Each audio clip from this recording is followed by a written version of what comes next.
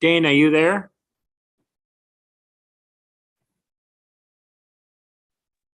Yes, I am. You got a text from Megan saying you were she was on her way, or what was that? Give me some more details if you could. Yeah, it sounded like she was just leaving home. She said she just learned a new detour at her house and will be a few minutes late. That was I'll try her again and see if I can find out how late. I think we can. Yeah, we just go through the. Hey, I'm sitting in this chair. Yeah. Oh, it's fine. I'm just kidding. Wait.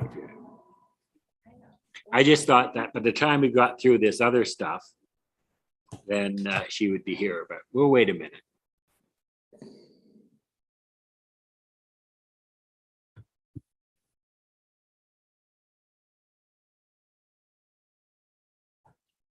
I just tried calling her and it went straight to voicemail, so I just texted her. Hopefully she won't try to answer the text and crash.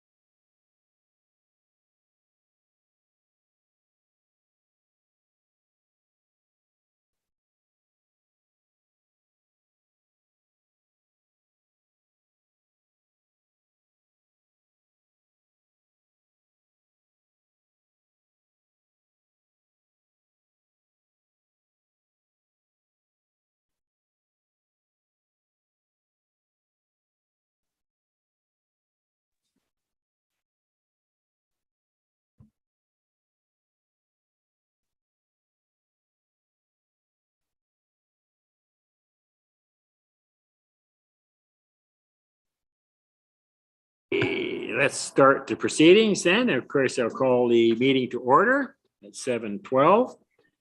First thing is First Nations recognition. Mayor Kate says, well, Acting Mayor Al just acknowledges that we're holding this meeting on the traditional lands of the Sauk Nation. And we're very grateful. Approval of the agenda of July 19th, 2022. When do we move into committee? Oh, we haven't done it yet. The committee council meeting be adopted as circulated. So I needed a motion and a seconder. Tony, Jeff, and any discussion to the motion? Hearing none. All those in favor, raise your hand. Thank you. Councillor Lajeunesse, sorry, I didn't. You raised your hand, I take it, eh? I did. Thank you. Okay, and now we resolve the committee of the whole, that council resolved the committee of the whole to discuss the Fisher Community Plan number 800 2022. I don't need a motion for that, do I, Sarah?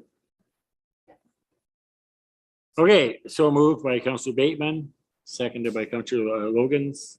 Any discussion to the motion? Hearing none, all those in favor, raise their hand. Thank you, that is passed. Reports, section review of the draft official community plan. Okay. Hello. The report before you on the agenda is similar to the report that's been presented at previous meetings. The addition that I will highlight near the bottom of the last page is the options, 3 options that have been presented. So once we resolve out of committee of the whole, a motion can be put forward based on those options, just to give staff further direction, as well as to allow council some discussion on next steps for the OCP.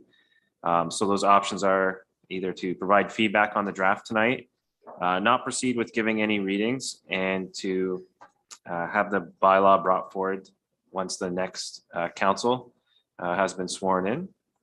The second option is to provide feedback on the draft and to give the bylaw second reading without any amendments. So what that means is all of the work that we have done to date with the council feedback would not be included as part of the bylaw if you were to give second reading tonight, because we have not compiled that information into that bylaw. It needs to be amended to the bylaw. So if we gave second reading tonight and the expectation was to then include those amendments, we would need to come back to a future meeting with second reading as amended. And staff would work throughout that time period to now include all of these in a new OCP document for council's consideration. The last option is to provide feedback on the draft and then send staff back to work on all of those amendments and then come back at that future meeting for that second reading as amended. And then we could then look further for the scheduling of a public hearing if it could fit within the legislative timeframes for a September 26th meeting, which would be the next regularly scheduled council meeting following next Monday night.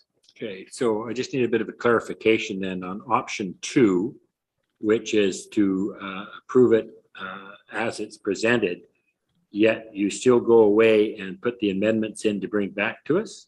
So if we went to second reading, would the new amendments come back?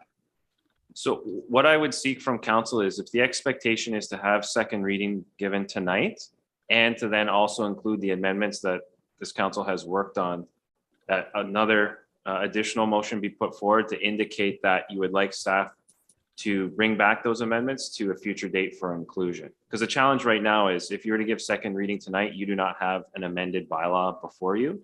So really you would be giving second reading on what was presented to council at first reading. Okay.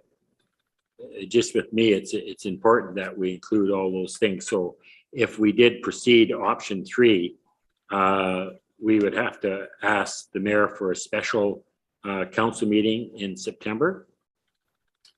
We would need a date to give second reading in September, so that we could consider second reading as amended with those incorporated changes into the document, and then determine what is the expectation then for holding a public hearing as well, because then we're going to have a limited amount of time before the election where we could schedule a public hearing. So a bunch of different options. We can give second reading, and then that will be the extent of the work that this council does before the election, or we can give second reading and then look forward towards scheduling a public hearing as well. So if we go forward with option number 3, it mentions the scheduling of a public hearing on September 26th. So we're going to have to look for a date prior to that we can incorporate all those amendments and still meet the legislative requirements for advertising for a public hearing for the 26th. Is that doable? There may be a number of challenges just with the summer break and staff availability for that. So we would have to kind of backtrack on the September 26th date and see when can we schedule early in September. Just knowing staff will be coming back from summer vacation early September. And then I believe there's the UBCM period where council will be unavailable as well. Sarah? The meeting, if a special were to be scheduled, the meeting would have to take place the first week of September in order to meet the advertising deadlines to have a public hearing on the 26th. And when would we leave on UBCM?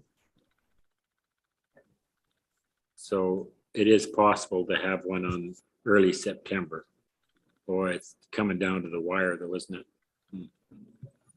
That would be dependent on staff availability. So we might be looking like at the end of the first week of September. Okay, you just want to have a clearer picture of what our options are. Does everybody understand those options? Okay, thank you. All right, let's proceed. I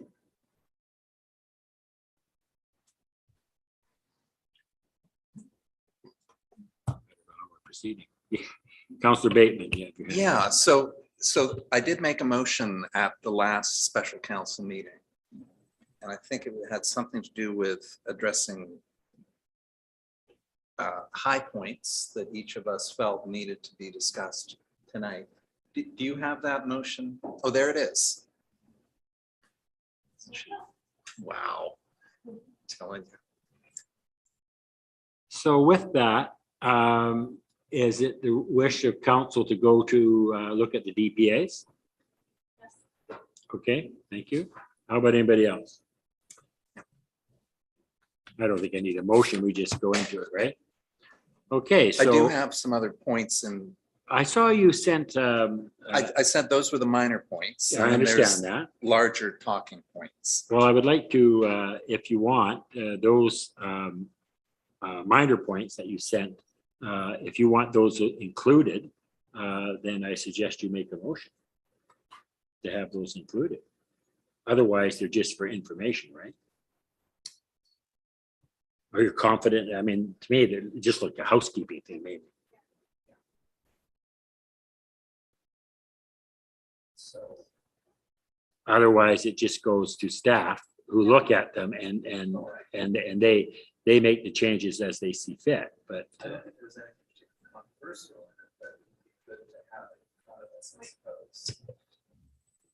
good to have it in front of us at this point to ensure that you all agree that these are not major sticking points. you had to look at it. Can I ask staff, is that possible? It's in an email that came out today, I believe.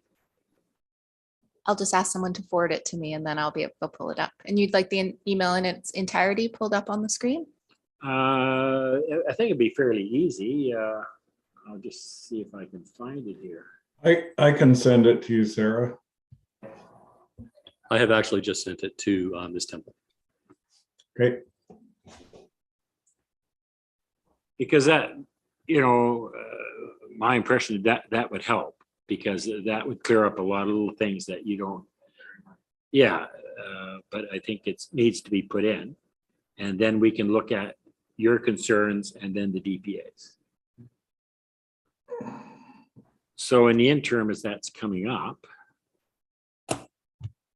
maybe what's your concerns? Well, okay. Give us a page number and what we're dealing with, and Okay. we'll look at it. These are in not necessarily particular order. I think I wanted to see within the report a recommendation for an OCP implementation and oversight committee, which was a direction of the advisory committee made that recommendation, and it would be good to see that in the document.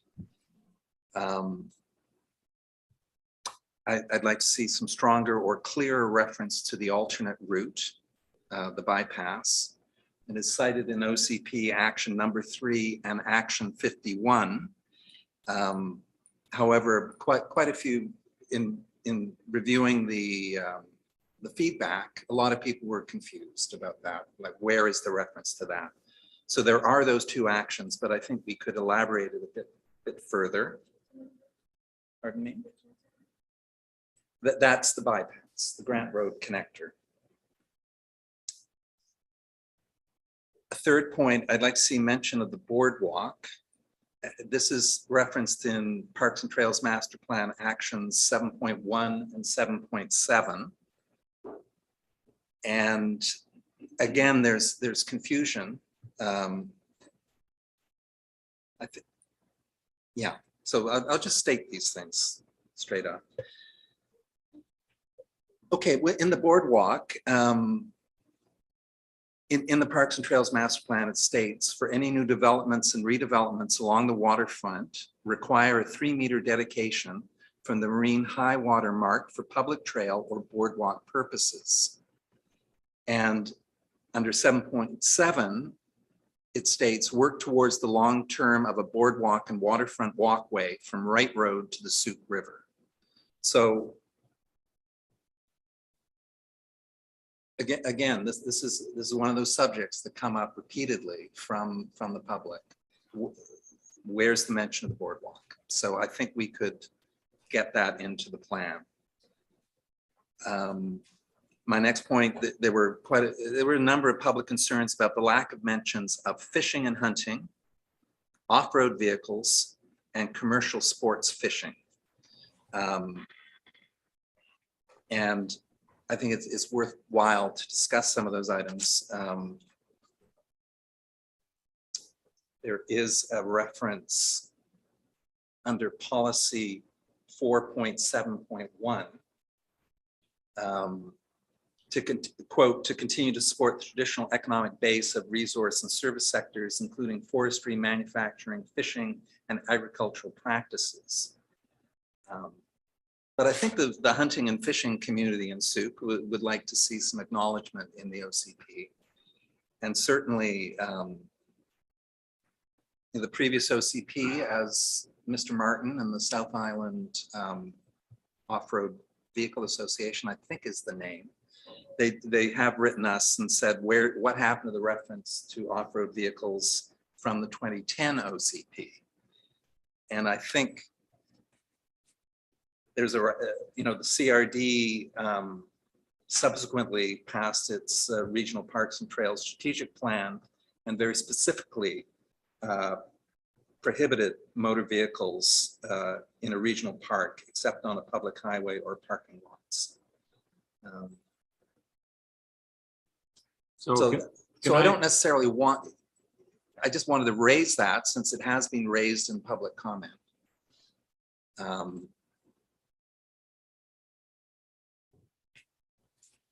could carry on. No, it's, I'm gonna have staff respond to that. Yeah, because okay. I think that we have to determine, is this something that we're putting in or something we're going to, when we go to a public engagement, to put those things out there and see what comes back. So I'll ask Mr. Paolo to comment on that, please. No, I would certainly welcome the public to comment as the opportunities present themselves, such as the public hearing. With regards to the off-road recreation uses, yes, those were included. And as you had cited from the CRD's Parks Master Planning, that the prohibition on that type of use in the park system continues today.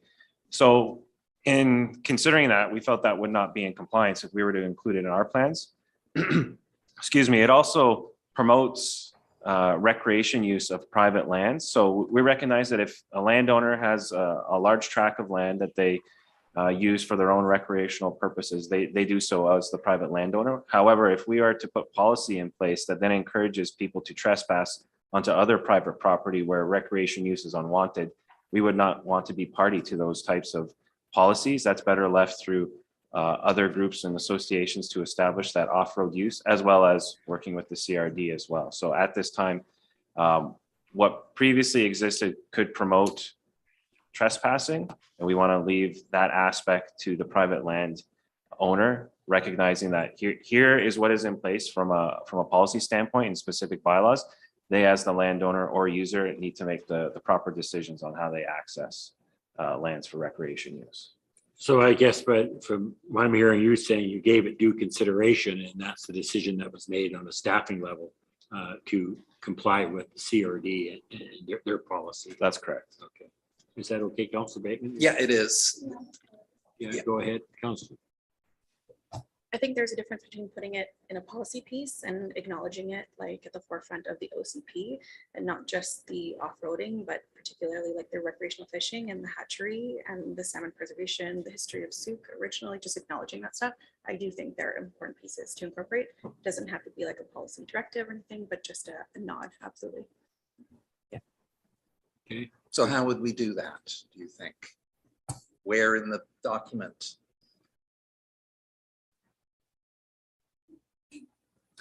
I will confirm that in the new CRD Strategic Parks Plan for 2022, 2032, the CRD is maintaining that off-road motorized use is not compatible with the vision and mission of regional parks and trails. So that's being reconfirmed in the new strategic So plan. Councillor McMath, what would you like included again, if you could enlighten me one more time? I think it could even just go in the preamble, but just the acknowledgement of some of those pieces that Councillor Bateman mentioned, specifically the recreational fishing components, the history of Souk's primary businesses prior to us growing, and then the hatchery and the salmon enhancement pieces. I think that should absolutely be in there. Okay. And the off-roading can have a head nod. as So well. you're looking for a suggestion where to put it right now, I understand. Well, I'm just saying it could probably go in the preamble.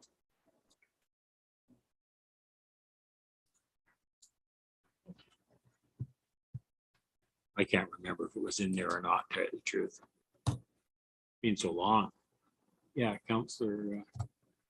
Just for some clarification, my understanding, I think from staff, was that the CRD has some wording that prohibits the use of off-road vehicles in the parks, but we're looking for something that, and I think that the idea was that we were in alignment with that. Okay, so I'm very unclear in terms of what's happening here, because I thought that's what had just been mentioned So previously. my feeling is that we've dealt with the off-road portion in the parks because the legal ramifications with the CRD. And now we're just talking about acknowledgement for the fishing and the hatchery to be somewhere in the OCP as an important part of our community. That's all right. So Councillor McMath, you could elaborate on that. It's more of just an acknowledgement of the things that people enjoy doing in this community. And so incorporating it into the preamble doesn't mean that I'm going to take my ATV and drive over your farm. It's not in a policy piece, but it is a head nod to a group that has obviously noticed that they're no longer a part of the community plan. And so it would include all those pieces that Councillor Bateman mentioned. Yeah, go ahead, Councillor. Yeah, I would I'm suggest- just trying to think how to incorporate it in. I think historical context on pages 22, 23, the final paragraph takes us into the present. And that might be a spot to really capture the character of the community. The preamble being, of course, what the advisory committee produced as a separate document. Is that possible to do, staff? So add in mention about the hatchery and into the, you said page 22, 23. Yeah. Area. Yeah, because I recognize that it speaks to the commercial fishing aspects, but then taking that a step further and mentioning the hatchery specifically. And just for clarity, it's less the commercial and recreational fishing that's happening now. So that would be great. Councillor St. Pierre. I think we're going to run into a challenge here because there's an awful lot of people that we should give a nod to. I mean, we've got people who built the community center. We've got people who put in the ballparks. We've got people that like there's so many nods in the community in terms of everything that's gone into building this community. I'm just thinking that maybe in terms of the OCP, we need to focus on the vision of the future and where we want to go. If we try and actually, I don't know if that's the intent of the document, to give a nod to everyone, is what I'm thinking. And if we've already been doing it, that's fine. We should probably be comprehensive, but otherwise I think we should focus on the meat of the document. I guess I just caution council this, I had this discussion 12 months ago, and it was all kicked around by the committee, and they decided on what to put in that from the feedback of the community. So I would just be careful that we're not reinventing the OCP at this stage of the game. That work has been done, and I think you saw the email from Helen Ritz, the chair of that, made her comments today. So if there are some glaring mistakes, we always got an opportunity in the future to repair that. This is a living document once it's passed. So let's not get bogged down into too many little nuances. Otherwise we could be here for another 2 years. Councillor McMath. Just because the lead member of a committee has that perspective, that is not the sole driver of this. And things that seem minor to that person are and can be significant to other groups. And so, as brought up before, like salmon is literally not mentioned one time within this entire document. And it's a huge historical nod and also a current draw for soup tourism and it's like financial stability. It is a huge economic driver here, and the legacy of the hatcheries that soup has, like they're unbelievable. I think you misunderstood where I was going with this. They were going to make reference to that in the preamble. I don't think that's a problem. I was just cautioning us not to get down when Councillor St. Pierre said about all these other organizations. We don't want to get down into the deep weeds of acknowledging everybody under the sun. Yours is a very valid concern, and I think staff would be more than happy to put that in, and I'd be more than happy to endorse that if that's what it takes. So it's a good point. Thank you. I just wanted to emphasize as well that this is the time to do the work. This is the draft. And so as much as you say it's a living document, it will ultimately cost us much more to approve it and then renege on pieces as they're brought forward from irate community members. So this is the time to go into the weeds. So I don't, yeah, I'll just leave it at that. Okay, Councillor Bateman, you had some other things to. No, that's fine. No, this is Okay, a good. process that we said we'd go through as. Well, I'm going to painful jump as it to might page be. 91 91. My God. under natural environment, the third. Point of order? Well, what do you got there? I hope it's. I would hope that we're all using the same document and it's on your computer and the that pages are 91? numbered. Okay, they do align. Okay. So in the third paragraph, we rightfully say the Sooke First Nation and other Indigenous people have been managing and caring for local land and water since time immemorial. I then see an additional line that would state, so too have settler communities since 1850. As such, there is already tremendous traditional, relatively recent and contemporary knowledge about local stewardship that must be drawn upon into the future.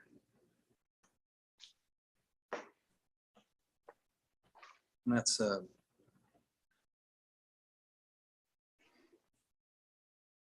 acknowledgement of the last 170 years of Sooke. I don't have a problem with that. Okay. Oh, sorry, Councillor Lajeunesse, I'm not trying to ignore you. It's just that, wow, what the heck? Go ahead. Oh, I'm just in a little box.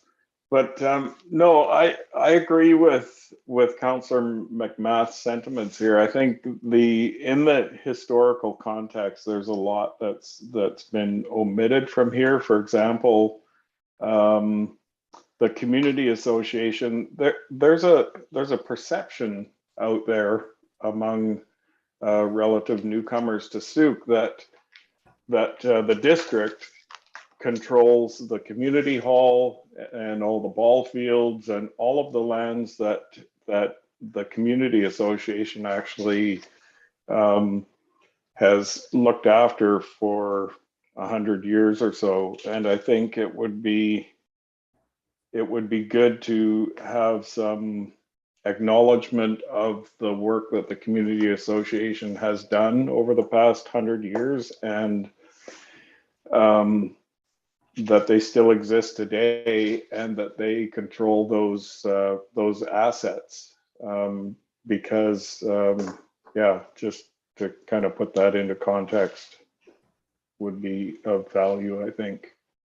And the museum as well. There are a lot of volunteer groups over the years who have contributed vast amounts of their time to Souk and brought us to where we are today. And I think some acknowledgement of that would be good.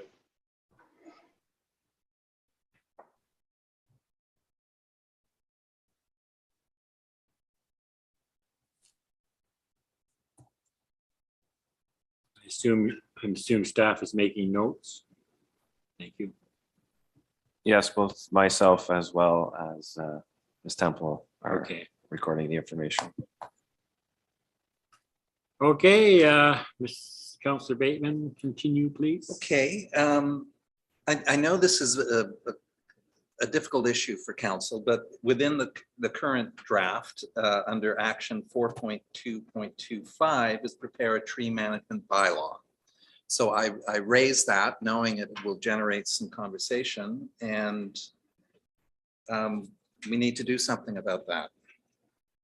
Yeah, I could comment on that because I thought that was already being changed and to be a tree management policy.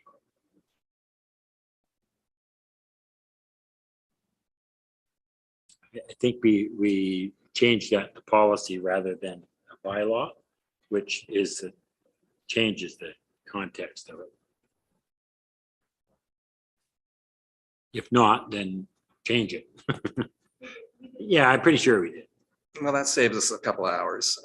Page 96. Under, we have banned the use of cosmetic pesticides, policy 4.2.4.3. However, there is no matching action for that policy. So I'll just make that point.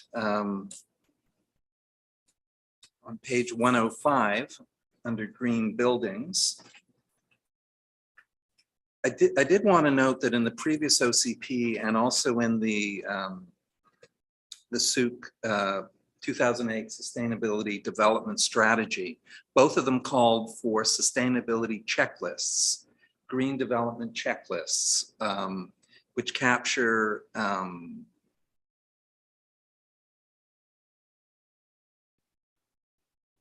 this is a way for staff to very clearly state to the development community what it is looking for.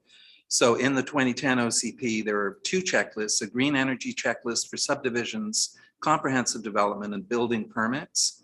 And secondly, they called for in 2010 sustainability checklist, a Souk Build Green checklist, and Souk Smart Growth checklist. So I thought that was a great idea. It never happened, and potentially could in future. Comment from staff. So this checklist comment had been, I think, originally or somewhat resurfaced with the Climate Action Committee a number of months back and was presented to the planning department. When we looked into it, I personally contacted a number of municipalities that the Climate Action Committee had referenced regarding the checklist, other municipalities that they liked the checklist. And when speaking with these municipalities, they indicated that they had either ceased use of those checklists or that the checklist no longer served its original intent and it was more of an application submission requirement, and that it didn't have the initial weight that it first was given when council of their municipality first endorsed the checklist. So in using this information, we considered the development permit area guidelines as the best resource to influence those elements that need to be incorporated with the applications. As you recall, currently when a development permit comes forward, there'll be a design guidelines checklist attached as one of the attachments to the staff report. And that functions essentially as that checklist, making sure that you've met every single guideline. So my recommendation would be that if there is any additional item that is not included in the development permit area guidelines to be included there so that it is incorporated as a form of a checklist when we do our reviews of development permits for new applications. So with these new development permit guidelines, you will be producing a checklist. Because I can't imagine that wouldn't be remarkably useful to a developer when they're. Well, the expectation is that if a development is being submitted that's subject to the development permit area guidelines, they should be opening up the official community plan and seeing specifically what we are requesting. What can happen from time to time is an application is submitted, staff will do their review of official community plan policy and guidelines, and then submit back. We don't necessarily call it a checklist, we'll call it a summary table of compliance with our guidelines. And there will either indicate has been met or does not meet the guideline. And then we'll provide some additional feedback as to what they can do to revise their application to include guideline compliance. So yes, they will get a checklist in the sense of if they review our guidelines and follow them and incorporate those elements into their application, it will be met and it should meet the intent of the official community plan. All right, I'm giving it a go with each one of these, and it's an education each time. Well, I'm happy when you bring it up and staff has an explanation Yeah. that they did look at these Yeah. things and sometimes make some conclusions from the investigations that have led us to this point. So, but it doesn't hurt to ask. So another point I was reading in the feedback regarded the step code, the accelerated step code adoption. And I think it's something that we as a council need to discuss. This is on page 107. And as much as I, as a climate action liaison, it is impressed by this kind of very bold approach. It did get some pushback. And in last night's climate action plan, the step code advancement was aligned with the suit building code. This particular call advances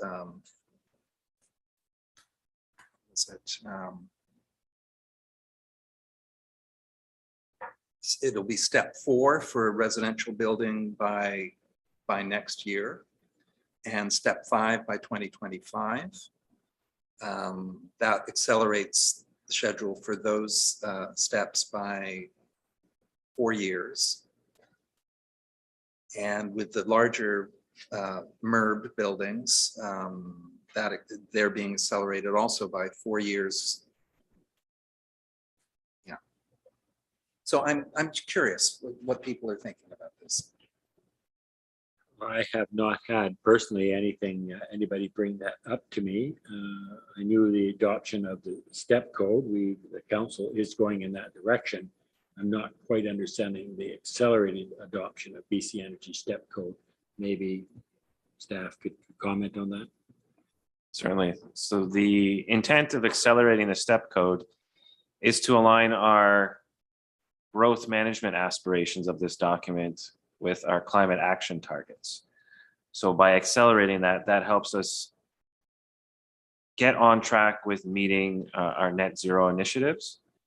So obviously the more time that we allow before further implementation of the step code, those elements then need to be considered further down the road as to, okay, how are we going to mitigate some of those emissions that we could have addressed had we accelerated. So it's a balancing act, very similar to our low carbon resilience, where we're trying to figure out all co-benefits. So in some instances, climate is achieving more beneficial objectives than perhaps the economy or social aspects. So in this instance, all of this is compiled within the official community plan to see as we work through, as a local government, what can we do to further reach those targets? So we may wish to accelerate. We may decide that we can reach our targets in other forms and not accelerate. It's an ongoing process to reach those climate action targets. Councillor McMath. Where did you get direction to have an accelerated adoption of the BC step code? So those are practices that are occurring across other municipalities and how they're addressing GHG emissions. So in order to reach the projected targets, it was incorporating those practices that are being observed in other municipalities. Okay, but for this municipality with this council, where did that direction come from? Conversations within the community regarding climate action targets, and then as well with our growth management targets as well. So one of our other goals here is affordable housing. And so we've discussed the step code before, and Suk is looking to adopt it, but at no point did this group suggest or recommend and accelerate. So some of the challenges of this document is that we're having to go in and find these pieces that they feel like they're being slid in, including components where we've discussed and we've made motions and we have not passed bylaws, and they're in here as well. So in the instance of the step code, when that was presented, I believe the accelerated piece, I think council had amended that or had put forward the motion to amend that at the end of 2020. That gave direction at that time for that bylaw to not incorporate it. Since that time, through research with other municipalities, the sustainability solutions group that were our GHG emission consultant experts, crafted these climate action policies and other objectives in our document based on their experiences working in other municipalities, including those on the island, to help us reach those targets that are legislated by the provincial government. So yes, I recognize that it may come into conflict with other objectives. It's not saying specifically that this has to be done by a council at a specific date. It's just indicating that if we were to accelerate them based on those specific dates, it would help us get close to those targets. If we don't do it, then we don't do it, and we don't achieve the objective of that policy. But it's not saying by a specific date, council must make this motion or else there will be a specific penalty other than any potential outcomes of greenhouse gas emission targets. So previously, when discussing off-road vehicles, you were hesitant to include it in the OCP, specifically around policy, because you felt from CRD reports that it would instigate people to do things that were not allowed. Where you were saying basically, if it's near the policy, it will have a cause and effect. So, but now you're saying, although it's in the policy, it's not doing that. Do you see where I'm struggling here? And then the other challenge too is, I appreciate your research. I absolutely do. And I appreciate you trying to hit targets. But the challenge is now is that there's wording in here in policy that will have effects that this group has not discussed or put forward as this community priority. And we're juggling priorities right now. We did declare a climate emergency. We also went through an international pandemic. We're experiencing so many cost rises here. So it's up to this group to dictate what this community's priorities are.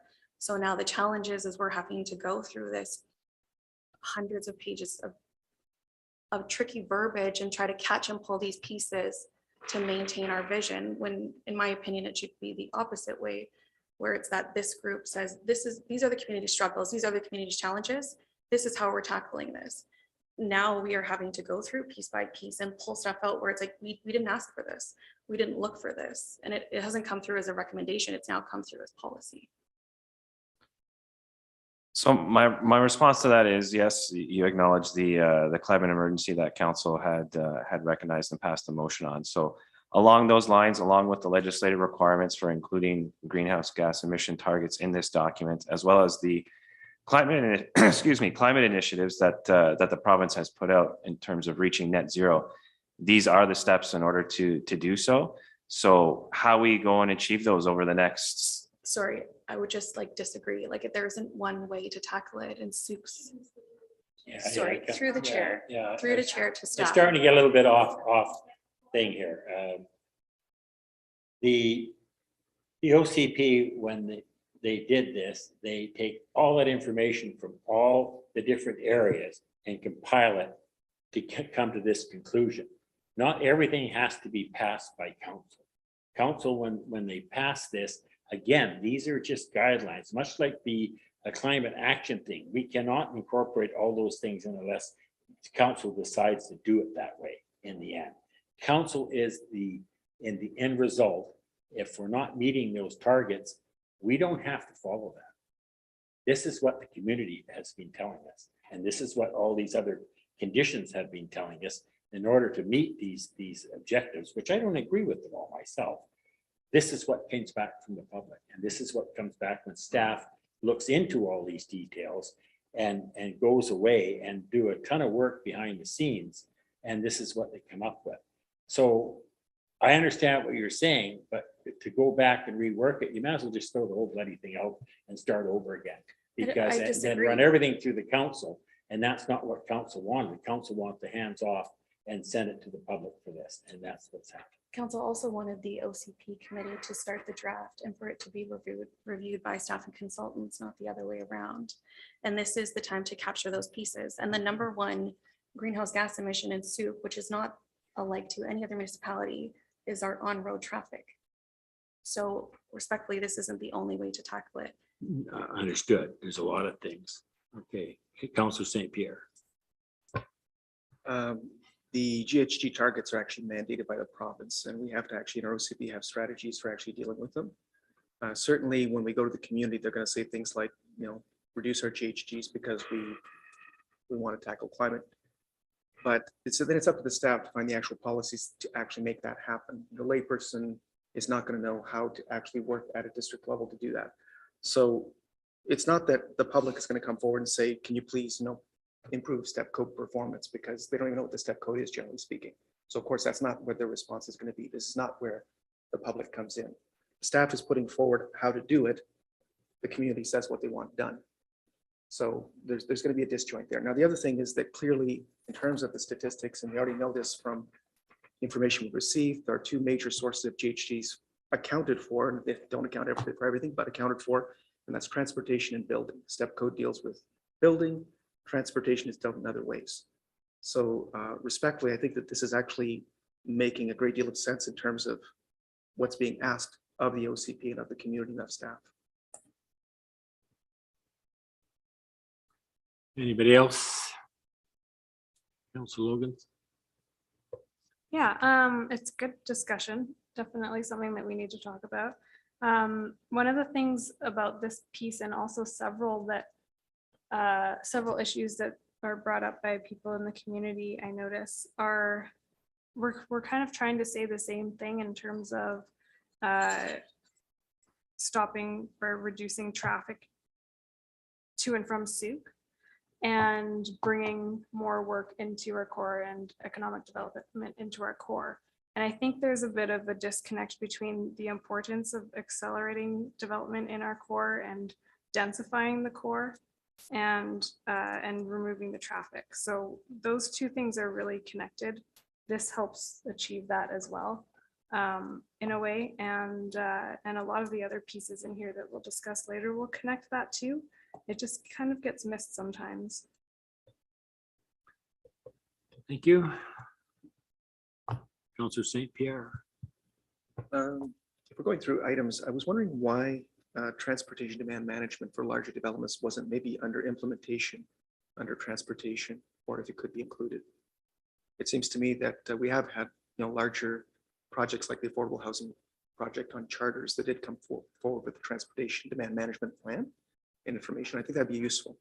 So considering how you can actually reduce some of the traffic that Councillor Logan says. I would like to deal with one thing at a time. I appreciate what you're saying, but let's make a decision on objective 4.4.2, accelerate adoption of BC Energy Step Code for all new buildings. Are we leaving it in or are we taking it out? Leave it in.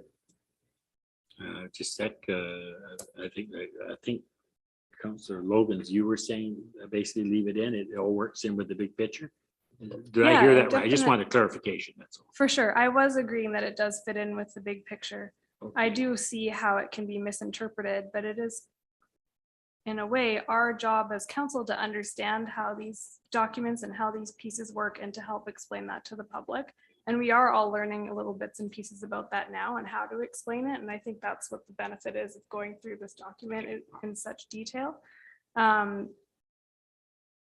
Maybe in some areas we need to have staff, I don't want to say us because it's going to turn into a gong show, but have staff maybe review some of the language a bit more to make it more understandable.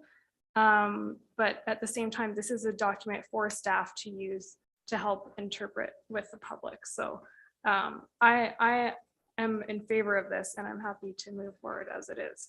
Councillor McMath. As Councillor St. Pierre mentioned, Gen Pop doesn't know what an OCP is, doesn't understand a step code. And so part of our responsibility is the fiscal component. So when you go to your community and you talk about what they want, if you ask them right now, what is their biggest challenge? It is the fiscal component of their life right now. And so it's not, again, it's like yesterday, it's not that they don't have a moral compass, and it's not that they aren't looking to help with lowering emissions, it's that they can't afford it. When you're accelerating the step code, there is a financial component. It doesn't stick with the developer, it gets downloaded onto the home purchaser, the homeowner. So I just want us to keep those pieces in mind, because you do have to pick a priority. We talk about a green lens, it's not a green lead. Thank you, Councillor St. Pierre. I am cognizant of that, I'm aware, and I do think that the code, when it actually reduces the long-term maintenance costs and cost of heating, does help people with lower income. Because often the purchase of the home, that might actually be someone who's going to rent it out. They're going to pay for it through rent. But then the long-term costs of heating and of keeping that house comfortable, it's critical. And that's not something people can often think of ahead of time unless it's actually mandated. People are, as you say, they're not going to want to take that extra cost initially, but it pays off in the long run. And it's a good decision for them. And by them, I mean people who don't have a lot of money. And I would include most of us, because I think at this point in time, most people in our society are no longer at the point where they can easily afford a mortgage. So it's just about everybody. This is important for everybody. The other thing is that, quite frankly, many of the things that are included in the STEP code, and there's been some talk about, especially in step 4, have to do with design. They have to do with orientation with the sun. They have to do with passive components that don't actually cost a whole lot more, but require innovation, creativity, and for the building community to learn more. And the quicker we can actually get people on board with that, the better the homes will be, the better off we'll be. It's not actually a situation necessarily where it's going to cost more to the average person. It may actually be the opposite. You can, I'll just comment on it, Chris. You can change this whole thing by, say, policy 44.2.1. It's just dropped the word accelerate adoption of BC Energy Code set for all new buildings. I mean, we're going that route anyways. Now, accelerating to meet, I understand what staff is saying too, is in order to meet some of these other things that we've put on ourselves with the climate action and the carbon footprint and all those sort of things. This would aid in keep getting those numbers. And so it's really just, we need to make a decision. Do we keep it as it is or do we amend it? And if somebody wants to make the motion on this one, and we will discuss it and take a vote on it and move on, because I don't want to be here 2 hours now talking about this one item again.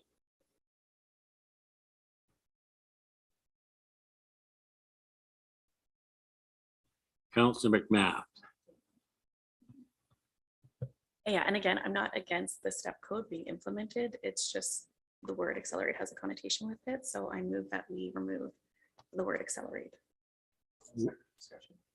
Okay, we have a second. Okay, we have a staff, Ms. Temple. I just wanted to jump in and say at this point, if all recommendations for changes by council have been made by general consensus, so motion's really only necessary if you think it's going to come to a vote. And then also that we're in committee of the whole, so we don't need a seconder. All right, consensus. What's everybody's thought? Leave it in, take it out. This is the word accelerate. I'll start with Councillor Logan's. What is fun? Take it out? Sure. Okay. Okay. Well, I would just point out, if you remove accelerate, that's fine, except the the point forms below accelerate are in fact an accelerated step code adoption. Step 4 by 2023, step 5 by 2025 for residential. So that is in effect an accelerated plan. Do you want it removed or not? The word accelerate? Well, I mean, Well, sure, if you let's- take accelerate out, well, then we have to modify the rest of the Right. thing. Yeah. Okay. All right, let's talk about accelerate. In or out? Councillor? Okay, I'll out. Out. Councillor McMath. Okay. Councillor Lajeunesse. Out it goes. Okay. Councillor St. Pierre. Okay, so a consensus says that that is to be removed. All right, next, Councillor Bateman. Oh, no, I don't mean that, I don't mean that in a derogatory term. I appreciate what you're doing. Shall I stay on that particular policy? I hope not, but I mean, you go, you do what you think is best. Okay, let's move on. You're muted. Thank you, Councillor Lajeunesse. Okay, so moving on from that, page 117. Under action 4.6.2.4, it states consider creating a food agriculture advisory body. I'd like to see stronger language, create a food and agriculture. Well, that, okay.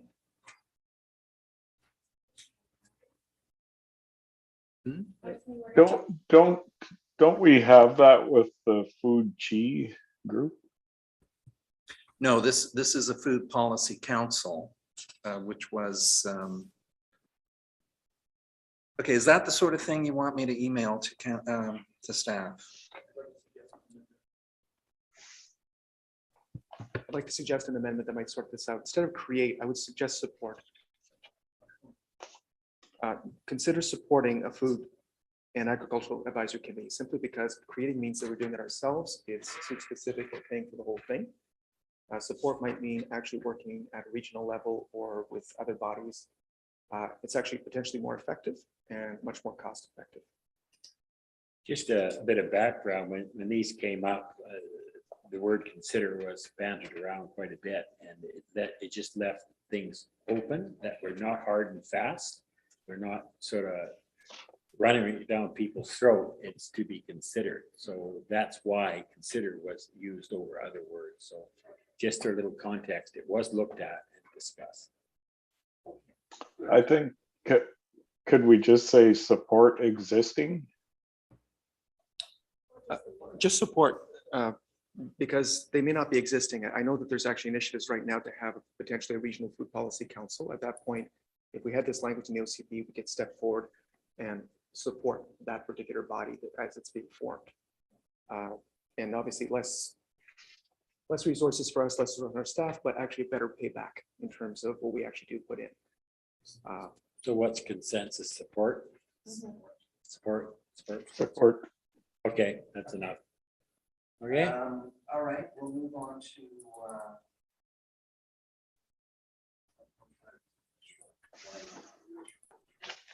You're whispering again, Jeff. oh, page 133, housing.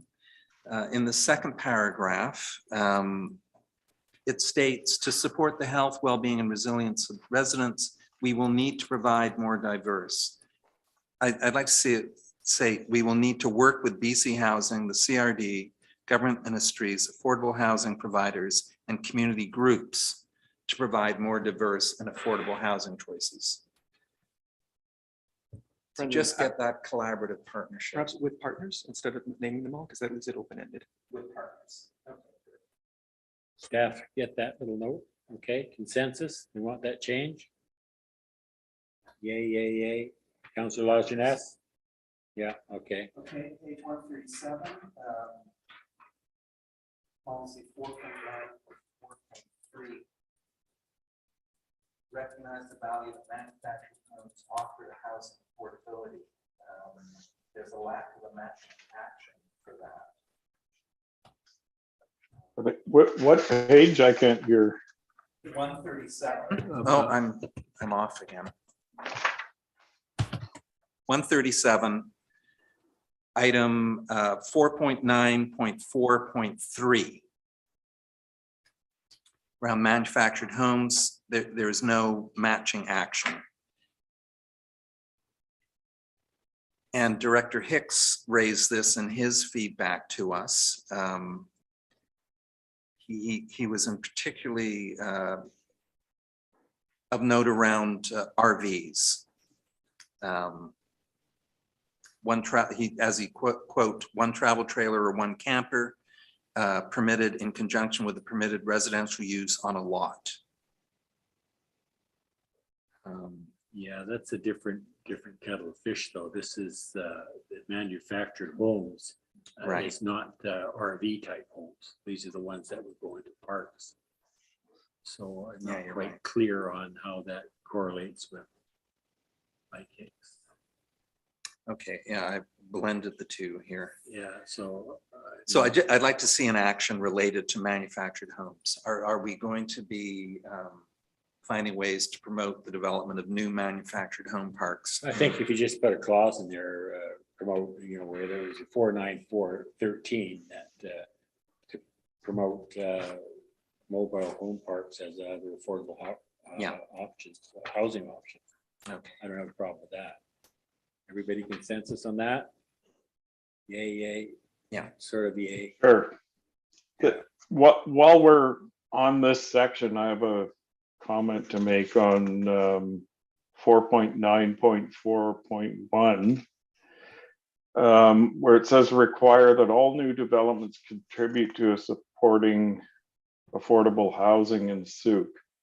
Now, I've been made aware that we have a policy whereby all new developments contribute to an affordable housing fund, and people have inquired about where that fund is at and what has been done with those funds. And so that would be 4.9.4.1 and 4.9.4.8, where it says prepare an affordable housing contribution policy. I believe we have one, but it's a bit of a mystery as to what those funds have been used for.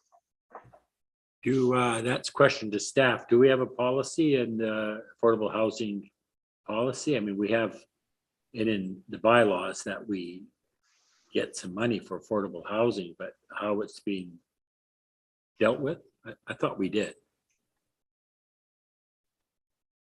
It's putting you on the spot for a lot of these things. But. So we have affordable housing policy. What's the number here? 13.1 on our website.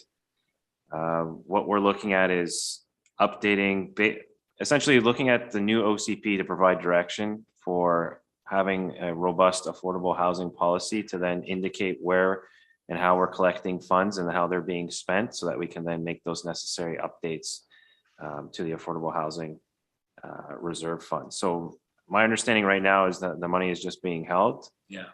And in those areas where the policy is not applicable, there have been voluntary contributions. So within the Casinos neighborhood, there's been a number of voluntary contributions. So rather than prepare an affordable housing contribution policy, review the affordable housing, would that be something would work? Or develop strategies on how to utilize the funds collected through that contribution policy. Well, I don't know. It's saying that prepare an affordable housing contribution policy, which is over and above than the one we have now. So if it's in the OCP, it gives staff the ability to prepare a policy. Yeah, just say. Correct. We would have more robust policies contained within there as to how and why we're collecting. Okay, this those. gives you the license to develop a policy to present to council. Correct. It's an action that says why we're doing that work. Okay, Councillor McMath first, and then Councillor St. Pierre. Sorry, just for clarity, so we already have this it looks to me that we have a policy, but it's very loose. And this gives staff the ability to come to council with a more robust policy that we would look at and vote on. Okay, Councillor St. Pierre. Okay, so some of the discussion here is about how to spend money on the policy, or that we would, pick up. One of the things that I think we need to keep in mind is that essentially collecting cash in lieu of affordable housing is essentially a failure in some ways of our other policies that should encourage development of affordable housing, basically housing across the spectrum, ways for developers to make money by producing the housing that we actually need at different income levels. We've had many proponents come forward with developments and saying, listen, we're trying to put in a place so that we can actually bring in a family member because they can't afford anything else. That's affordable housing. We've had developers come forward saying we're putting in rental units at a good cost. That's affordable housing. I think we need to make a distinction between cash in lieu that we actually ask of every developer and decide what this affordable housing policy should look like, because I think that's the whole intent, Councillor St. I Pierre. hope so, because I mean, if somebody comes and says, rather than give you money for this, we'll do this. Staff would entertain it. If it sounded good, bring it to council and we would deal with it. And that's how it should work. and I hope that's what we're going to look at. The other thing is that I don't really like the all new developments, because some developments are actually minuscule and they may not make sense. Sometimes it's easier to take cash, but yeah. But I'd like, if that may be a question for staff, is all new developments, every single new development, even a single homeowner putting in an addition to their home? Or is this, I mean, this is going to have to be defined in some other way than that, right? As opposed to a universal blanket. Yes. Correct. That's what the policy would achieve, is that criteria for collecting. Okay, Councillor McMath, and then we'll move on. What is the District of Sauk's definition of affordable housing? That's a toughie. So I just want to confirm again whether that is contained within the affordable housing policy or not. I mean, that is a definition that is currently batted around in a number of different ways. And so, we're working with the CRD, the province, to discuss what's the most appropriate form. I just want to remind myself again what we had in the draft.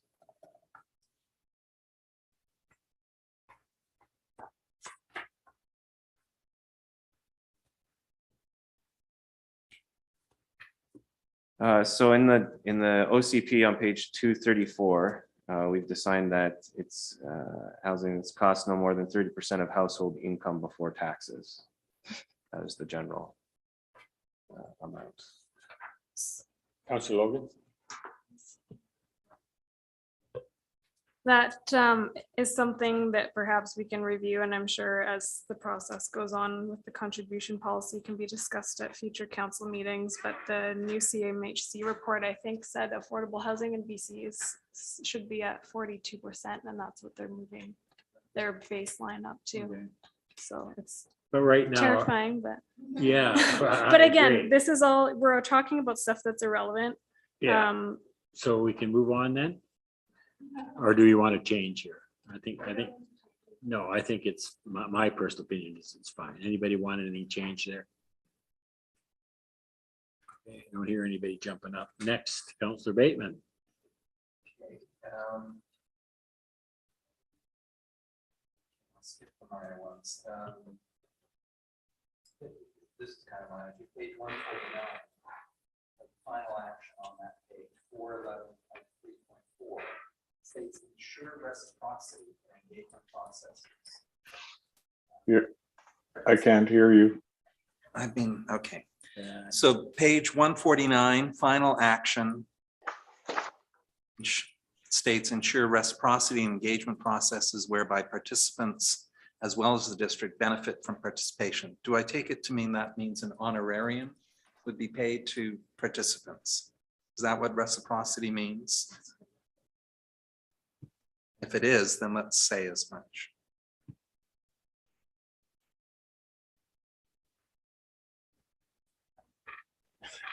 I think could just be acknowledgement, could it not? Well, what I'm thinking is that if it does seem to, for some, reading that action, if that's what they believe that is the intent, then I think we need to change that word. So perhaps the acknowledgement would be a better suggested word for that. So we changed, we put the words acknowledgement in there, right? Ensure acknowledgement in engagement process. Does that fit the bill? What's Ask the, her. what's the intent of this particular action? Well, if we ensure acknowledgement, you just acknowledge somebody's contribution. You're not giving them money. I don't know. It's in here. Somebody's, yeah, that's right. So I guess the other piece to it is, that's been pointed out, is two actions above at 4.11.3.2 is allow for the compensation. So I'm recalling now, as this has been developed, 2-year process, Yeah, a lot of I memory. understand. So the idea was that there's a lot of challenges in trying to get participation in these engagement processes, especially equity seeking groups. So if there is an opportunity to provide some form of a compensation, I'm not indicating specifically what that is, but some form of compensation that would encourage participation, that would allow for better representation in these venues. So that was the idea behind that. Yeah, Councillor St. Pierre. I would just suggest encourage instead of ensure. It's a small thing, but ensure You is mean fairly tight language. encourage? When this is also loosey-goosey, I don't like to ensure something that we can't even quite define necessarily. It's just, Okay, encourage. Is that a reasonable step, council? And 4.1134, instead of ensure, we just put encourage reciprocity. encourage. It's a small thing, but It's it's a small bit. It just Okay, we're good with it? I don't know why it's in there about, because that's the whole point of having. And it does. You're muted, Councillor McMath.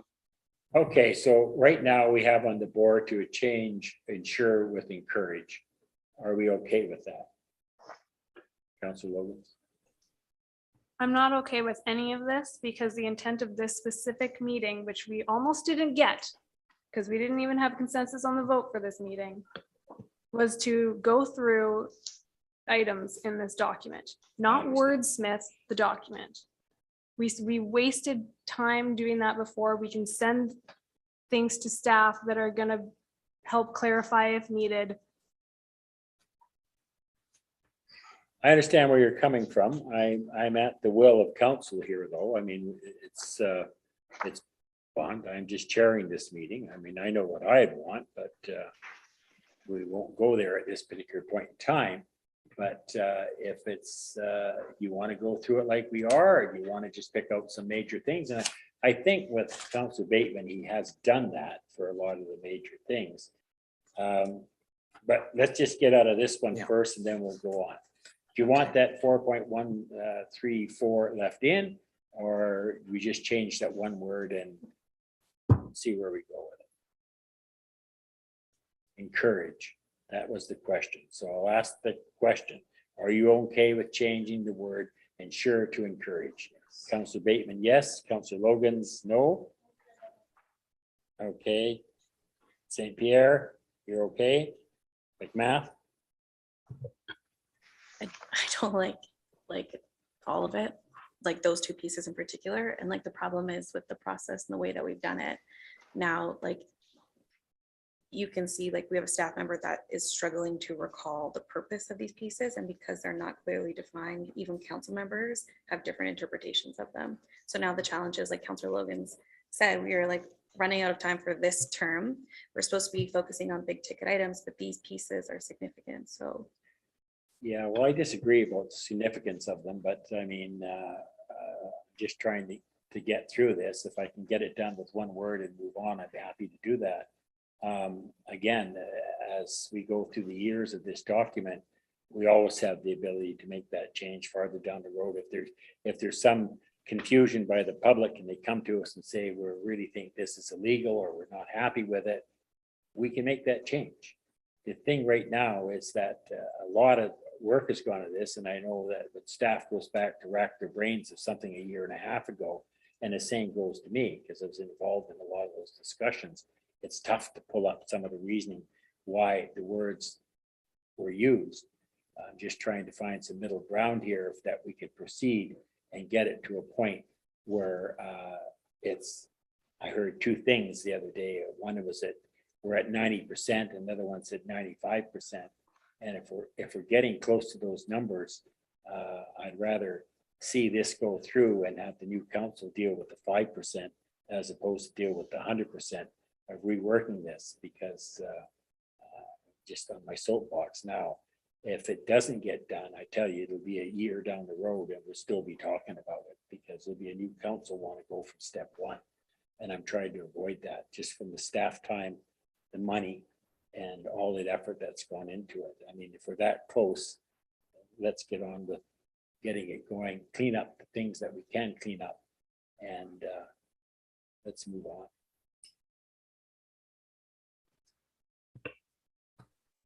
Or you throw it out. That's your choice.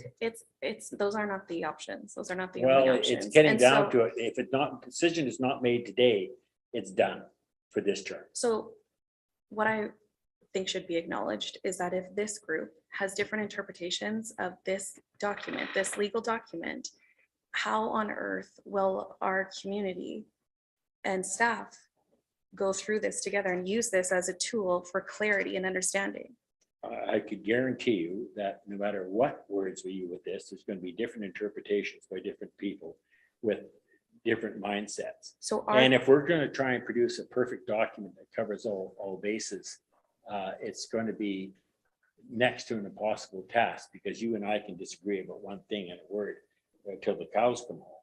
And there's going to be other people with the same thing. For us to have consensus in every little word, to me, I think it's unachievable. So zooming out, we're going to find, as Councillor Bateman has, there are these tiny words rampant throughout this document. It's not a 5% thing, like they have consequences. So when you have a community group, if this goes through, you have a community group come through and they're like, hey, we have barriers. How much money are we getting? What will be your answer? So then it will come back to whomever is here. And then we will have to have a meeting and we will have to discuss what that one section means. Like, I appreciate the time crunch and I appreciate the effort that's been put into it, but please don't think that by us going through that it's not going to have a domino effect later, where there will be just as much, if not more work to counteract these tiny words. I would be surprised to the nth degree is if we, somewhere down past this document, that somebody came back to us in the next 5 years and inquired about the word ensure on that one thing. But again, I am just one of 7 of us here. And I'm trying to get to a point and make sure that we have consensus on how to proceed. So that's why we're here today. And I'm really reluctant to get down to wordsmithing every little word, because we could get another scholar coming in, and we're very fortunate to have Councillor Bateman, which has a really good control of the English language, much better than I. But there's other people out there too, which would stand to argue sometimes with things. So we're trying to produce something that is for staff to use and for council to use. The general public does not generally look through the OCP. Councillor St. Pierre. I agree with all that's been said. I'd like to move past this particular piece. I'd suggest that once we move past this particular piece, the piece that we really should be looking at are implementation and the DPAs. So I prefer to avoid any of the further editing at this point in time. We can come back to it if we have any time before 9 o'clock. But if we don't actually deal at all with implementation and DPAs, we're doing ourselves a disservice, because this is our last opportunity to actually do any reviewing of those items. My recommendation would be that, and I'd love to hear what people have to say about it. In the meanwhile, I do think that this could be misinterpreted, but by using the word encourage, we do not tie the district down, and we do encourage staff to find means by which we can meet the intent, which is to allow everyone to benefit participation. We allow for work to be done in the right direction. We do not guarantee that we're going to have it happen, and no one can come back and say that we have. So you want to change just the insurer to, I suggest that it would actually meet everyone's needs at this point in time, and then we could move on. okay. Consensus, you okay with that? Councilor Logans, just to move on. Okay. Councilor St. Okay. Pierre, okay, Councilor McMath. I'm coming to Councilor Lajeunesse in a minute. Okay, So when will we be going to cases that Councillor Bateman has brought forward? You're not on it. Well, that would be dependent on whether we, those three options we were offered tonight. So we'll get to that eventually. Can I just finish up? I Well, just got a couple more here. Let me, I have to go to Councilor Lajeunesse first for that change. Are you okay with that change, Councilor Lajeunesse? yeah, I have, I think I'm probably part of an equity seeking group. I feel like one tonight, but there's on that language of equity seeking groups, there's also on page 123, the second line up from the bottom, where it says equally honor diverse identities and lived experience, including those of equity seeking people in services, public spaces, and the built environment. And I think equally honored diverse identities covers it. We could strike the phrase including those of equity seeking groups. And then again on page 126, in policy 4.7.4.1, it says support business and entrepreneurship activities led by equity seeking community members. Why not just support business and entrepreneurship activities led by community members? I don't know why we need to have that equity seeking language in there at all.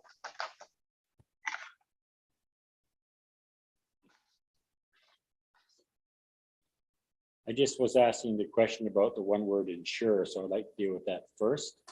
Are you okay with it changing? Yep. Yeah, that's fine. Now we can move on. The reason I brought this up is because it was one of the notes that I had made, and we're sort of backtracking a little bit, so I apologize for that. Bateman next. Yeah.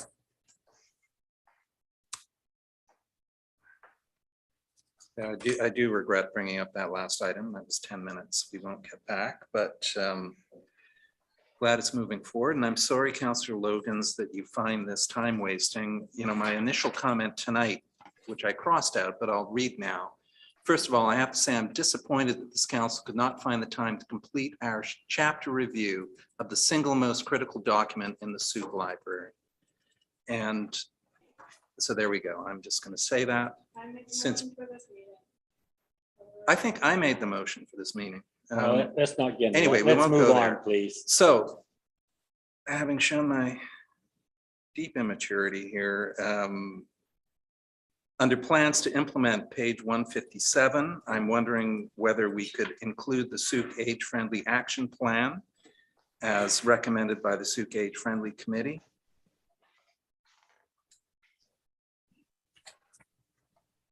That was Everybody a okay 200. with that?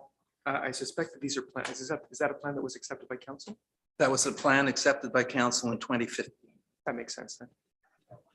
Okay, make that addition. Everybody all right with that? Yep. Councillor Lajeunesse, I keep forgetting you, sorry. Sure. Could you just repeat that? I'm sorry, Councillor Bateman. That's the Souk Age-Friendly Action Plan of 2015. And that's on And page 57. 157. List. I was also wondering whether the liquid waste management plan should be on that list as well.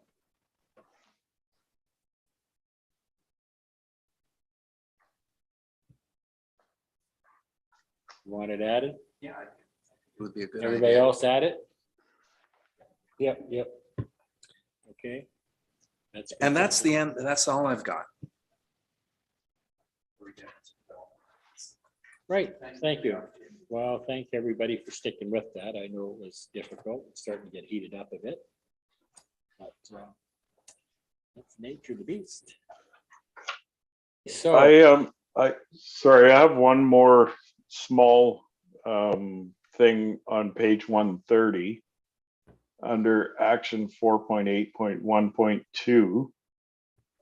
And I know this topic got quite heated in some of the SPA committee meetings. The word, the second line from the bottom in that paragraph, it says replace the District of Souk's Municipal Arts Program Policy 2009 and the Souk Region Cultural Plan 2011. If we could just change that word replace to update, that will make a lot of people in the arts community happier.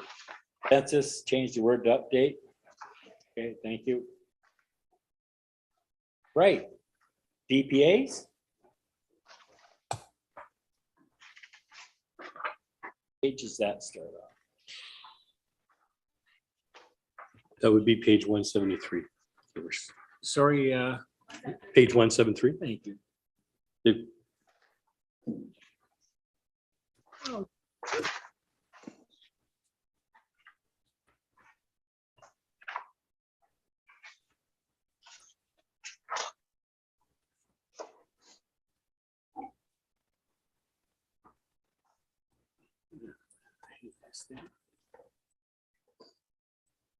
Page 178 of 243, but it's page 173 in the paper book.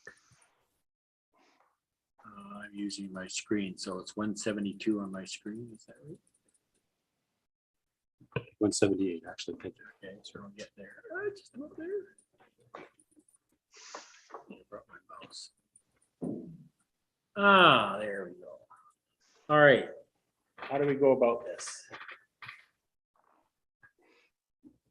It's news to me, so I mean, what areas do council want to look at? I assume there's a reason, but okay, Councillor St. Pierre. I was hoping just before we got into this, that we might ask Mr. Paolo for the reason for the increase in the number of DPAs, what purpose the DPAs serve, make sure that everybody's on the same page. What are we actually tackling here? Sure, and I can add to that too. So let staff go first, for sure. So going through the document, it's ultimately a build up to our land use policies, which kind of define where we want to grow as a community, and then using those policies to then provide a little bit more direction at the development permit application stage to actually implement those policies with each application. So the purpose of having these DPAs and the number of them is, one, what's provided for within the act.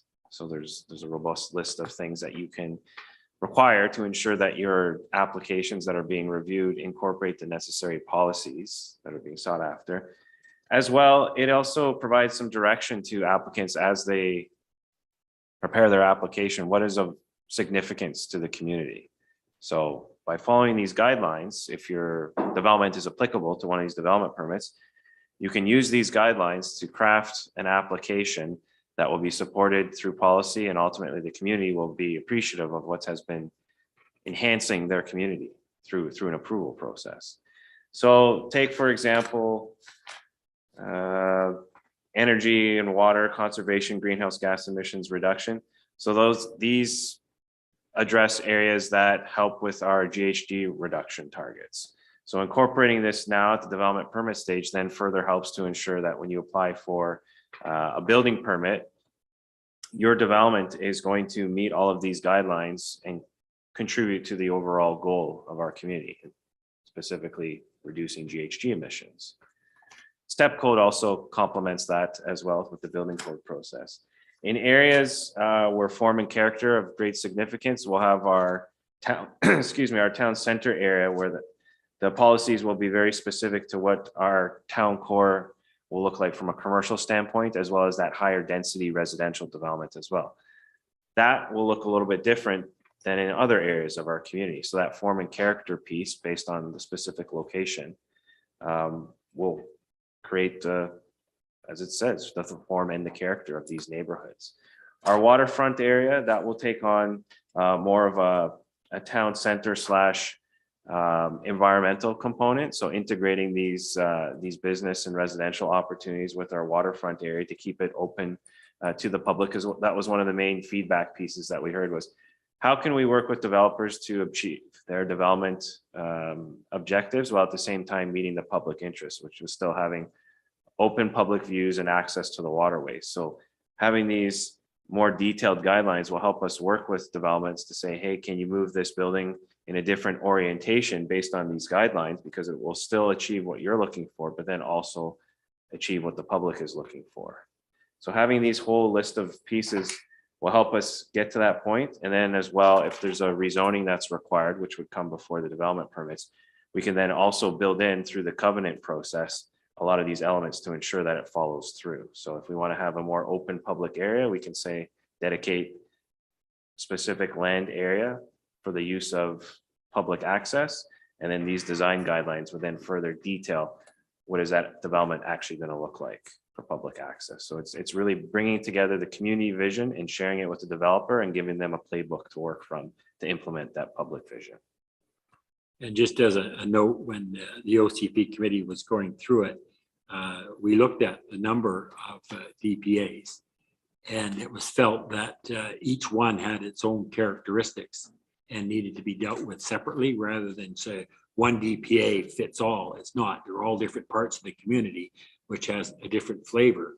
And it was developed by feedback from the community as what they want in those areas. So that's why we sort of went to more of them as opposed to less.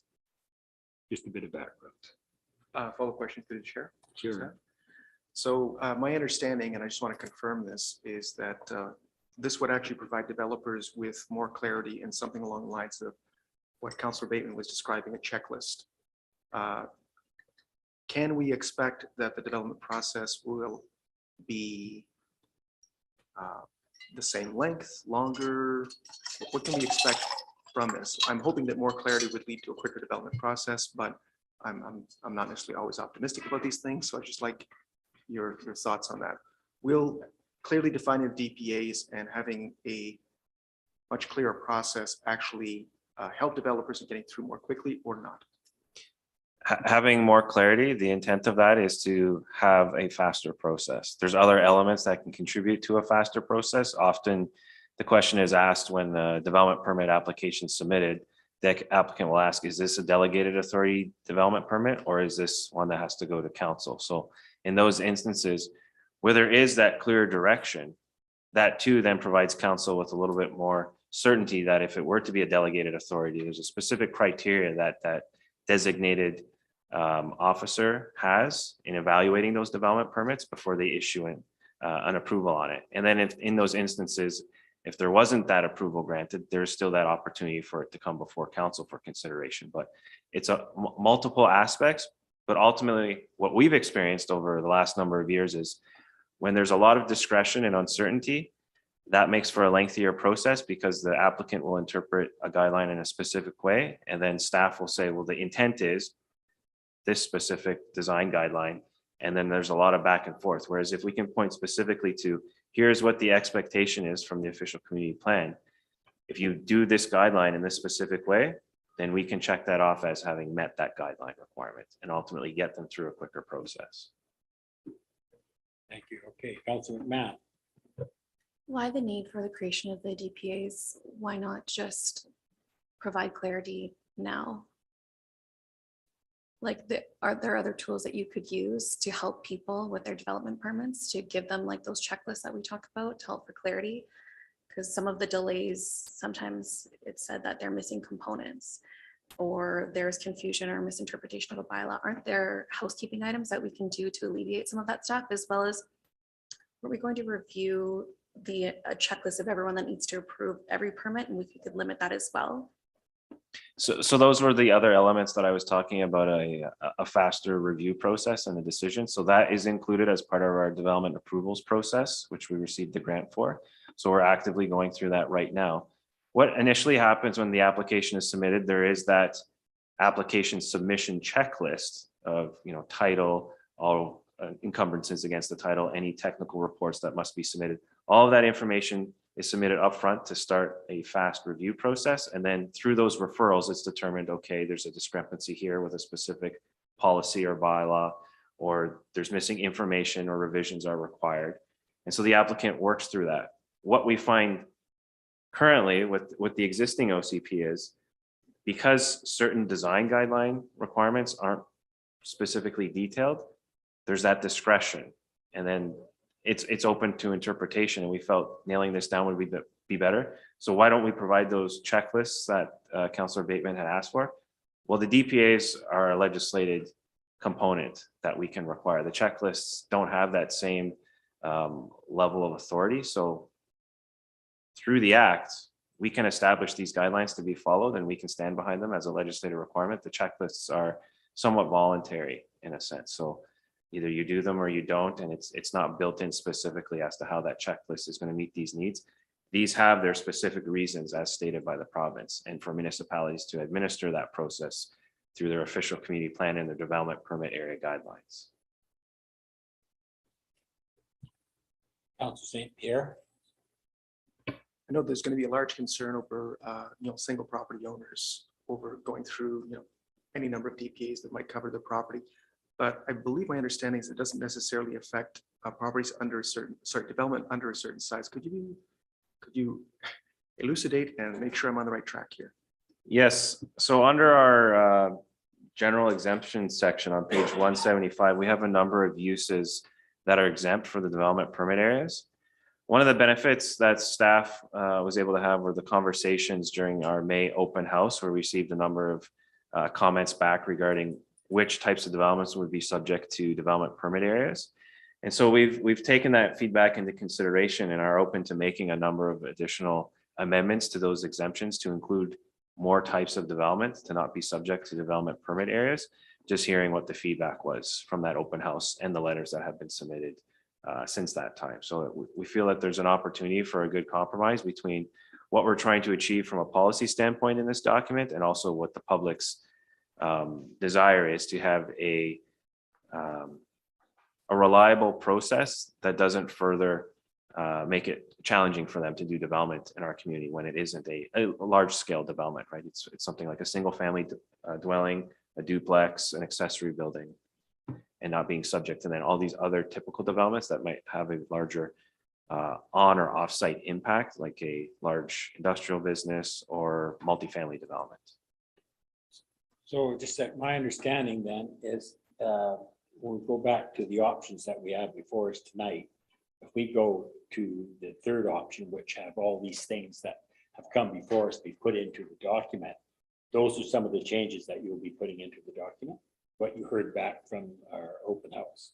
That's correct. That's correct. Yeah, understood. As well as we still need to report back to council on all those letters of feedback and summarizing those as to the common themes, and then our response as to, did we include this as a revision, or what was our justification for not including a revision?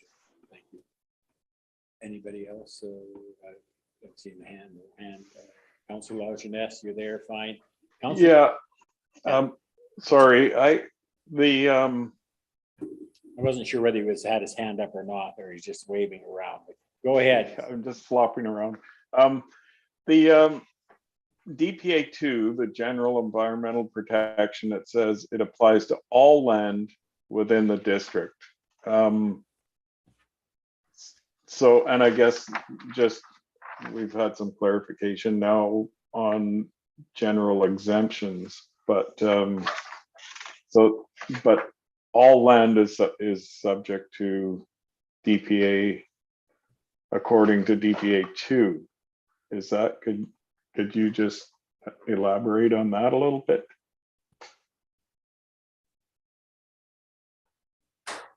So that was not a very well formed question, but I'm just a little bit curious because I've Our staff has that. If a use falls within the general exemption section, that it would not be subject to a development permit such as DPA 2.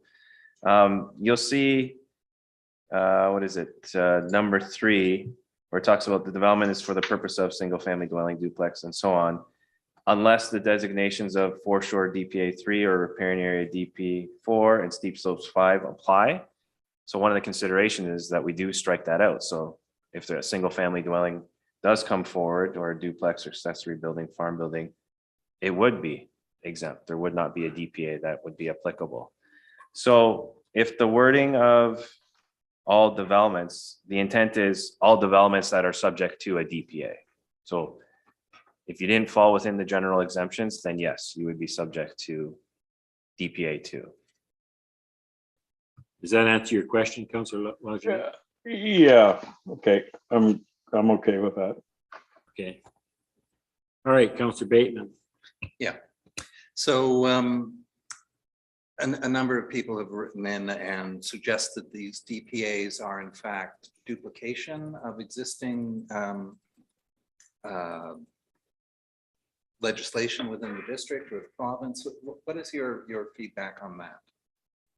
Yeah, I did review those comments, and I think it probably would help to break it down into the area of a zoning bylaw regulation where it says you must do this or you must do something to the opposite effect or seek a variance. That would be an option. With a DPA, we have a number of guidelines that indicate here are the conditions of development. So we can affect change by requiring a development to incorporate certain elements that are said within these guidelines. That doesn't necessarily exist within the zoning bylaw. It's just saying if you're going to build a house, build it 6 meters back from the property line or whatever the regulation might say. In here, it's saying perhaps you need to do some type of enhancement if there's an environmental significance to the property. So it puts a little bit more onus to implement the land use policies that we have in the previous section and recognize what was the public interest and how does that get incorporated as a development permit guideline requirement if it's subject to it. So it helps having those additional conditions. So certain applications we can attach conditions to, others it's more, you follow the process, you meet all these regulations, you get your approval. I had I've checked the exemptions in this document versus 2010. They're largely the same. I did note that construction value is now less than 25,000. You had 50,000 is in the current OCP. Could you explain that rationale? Yes, the value is a very unique exemption as it stands. And what we were experiencing is that a lot of developments could land on that threshold of 50,000 when really they do warrant the need for a development permit. And the truth in costing out what that value is going to be at 50,000, like we've received applications where you can clearly see that a value was put above 50,000 and then it's been struck out and made to be less than 50,000 just to avoid the development permit requirement. So really it should be warranted that if it's less than 25,000, don't need the development permit. Anything above and beyond, you are going to need that development permit because it's going to be some form of a significant development nowadays in that instance. And then it's going to be subject to whatever development permit areas are going to be applicable.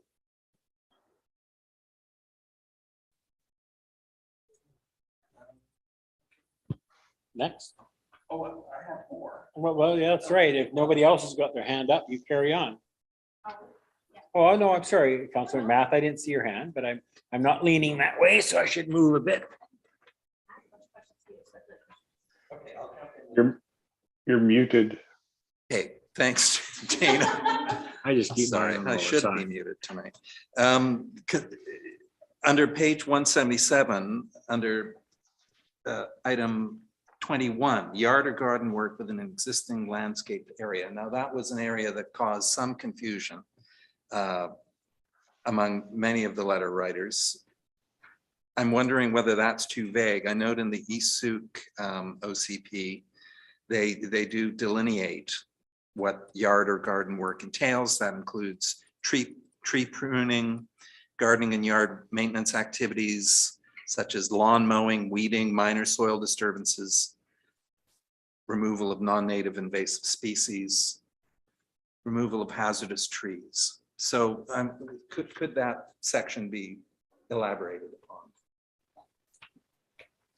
upon? We could elaborate a little bit more. One of the thoughts was that on the previous page on section 1, striking out the removal of a tree where an imminent danger of the tree falling and so forth was struck out, just to remove that confusion where, so in the instance, it's not a tree of hazard or danger, then do you need a permit? So we just figured if we struck that all out and relied on the yard or garden work within those existing landscape areas, that would cover the list that you had just named off there. All right, should I change paths and go to Councillor McMath now? All right, Councillor McMath, you have the floor. Just going through a note, so is a DP now required to construct a duplex on a property that's less than 750 meters squared? Is a duplex, or sorry, is a permit required for a duplex? A that lot is- smaller, yeah. Because right now, it seems like the current zoning bylaw allows them in any zone. So we were considering striking out number 4 on page 175. It says the development permit, or the development is for the purpose of constructing a duplex where the lot size is less than 750 square meters, in which case only DPA intensive residential applies. So Is that, a duplex less than 25,000? Is it anything less? than- yeah, No. rack is 25,000. So that's going to be stricken then? We were intending to strike that out because in that instance, it was saying only DPA number 8 would apply. Okay, And I believe, so does that answer your question if it's going to be taken out then? Well, this is like the challenge of like, we're editing a document that doesn't actually exist yet. And so it's challenging. We're creating the document. Well, right now you have a staff member that's saying we're doing that, but we don't have any validation about what's being done or what isn't being done. So I would like it struck. Consensus to strike it? It's page 175. Oh, sorry. Yeah, 4. Roman numerals. 175 4, and staff was saying they were going to strike it, consider striking anyway, so let's strike it and move on. Yes, because right now you don't need a permit, a development permit to build a duplex on a lot that's less than 750. You can do it in any zone, but this makes it that you would require a development permit. So staff, if we strike it, does it create any great difficulty for you? so yeah, I just want to provide more clarity to Go ahead. that. So the reason behind why we were requiring a development permit on parcels less than 750 square meters is because that area now that can accommodate on-site parking and for any potential changes with our building bylaw to then consider suites within duplexes, that's ultimately creating the potential for 4 units on one parcel and the associated parking challenges that could come with that. So it was felt that if a duplex less than that 750 square meters was to be considered, the development permit process could review all these considerations to make sure that it wouldn't have negative impacts to the neighborhood. If the parcel was larger than that, then it was anticipated that all of those offsite concerns could be addressed within that larger parcel. What about addressing like our parking regulations versus this? So that also comes with new subdivisions that that we would also be looking at addressing parking through new subdivision creation as well. And Okay, yeah. just go ahead. adding to that. No, go ahead. Councillor Wilbur, Is you have the also floor. the sewers, because we've found a few places that have surprise suites in them, a few duplexes with surprise suites, and now we're unable to account for the number of people using our sewer. So it's not just the parking. There may be other things too, but the parking and sewer, I think, are the two biggest. What does council want to do with this one article? Strike it, leave it? I think we had an explanation why it went in there. Leave it, or Councillor Bateman says leave it. Anybody else agree with leaving it? Okay. Leave it, 2 leave it's, 3 leave it's. Councillor Lajeunesse? Sure, leave it. Okay, so that's it. Yeah, sure, go ahead. Let me just go back. So the professional list required include energy advisory reports, geotechnical reports, environmental reports, wildlife study, shadow study, landscape plan, rainwater management, archaeological impact assessment, traffic impact assessment, or wildlife hazard assessment, etc. That's page 174. Who will be responsible for reviewing these reports? Depending on the purpose for submission of those reports, any number of our staff, depending on which department it's related to. Otherwise, if it's stamped by a qualified professional, then we would accept that information moving forward. Or in some instances, it may need to be referred to the province, depending if it's a qualified environmental professionals report for a riparian area, that would then need that provincial confirmation. So it's dependent on the report submitted.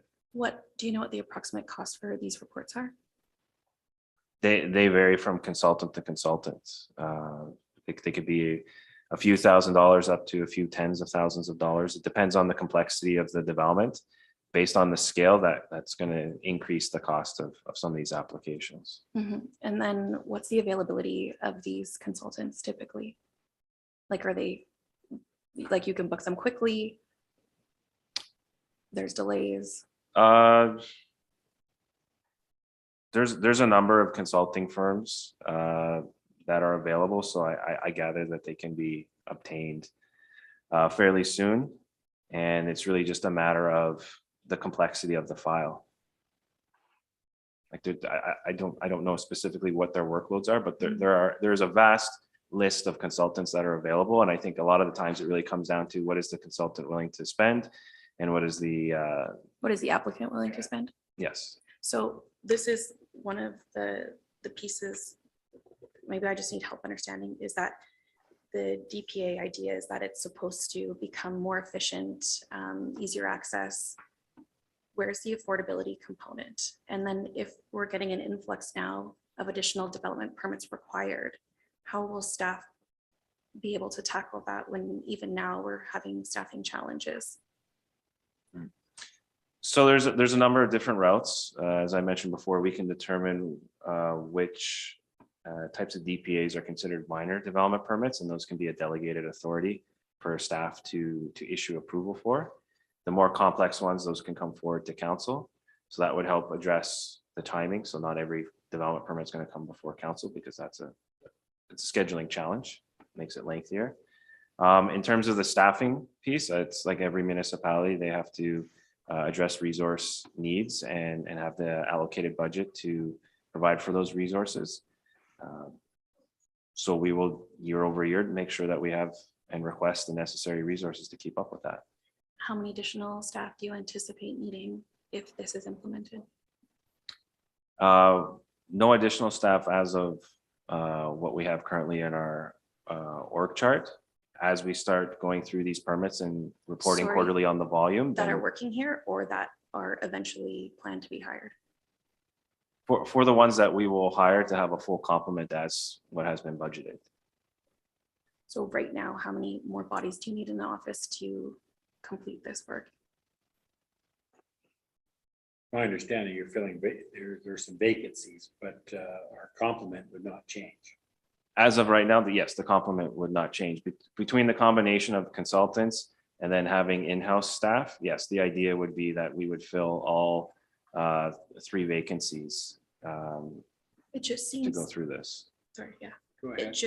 It feels like a little bit counterintuitive So there's more requirements being put on applicants, and there will be delays, there will be money. We are short-staffed currently. And we have people who have emails that aren't getting responded to, but we're going to increase the burden of work, which ultimately means that we need to fill more seats. So who is paying for the additional staff? Even just the staff to fill these pieces now, we're struggling to get. And then the delays that it will cost for these pieces, it's just, it will be very, very, very challenging for people who are just trying to enter the market. And so when we're battling those pieces, where we're trying to have that green lens and that environmental perspective, the other component to this is the affordability aspect.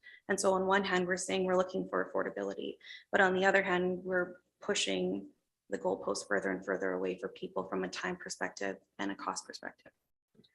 So I would say these studies that we're requiring is nothing new than what is already occurring now. So there shouldn't be that change that is being experienced to applicants. It's already a requirement currently. It's just being better clarified when these elements will be triggered. So if they know upfront that this study needs to be provided, that will help them in planning for their proposal, as opposed to waiting, submitting an application, going through a referral process, and then getting a comment back from a department saying we need X study to be completed based on this policy or bylaw. So this is providing that clarity upfront, and that shouldn't be a change.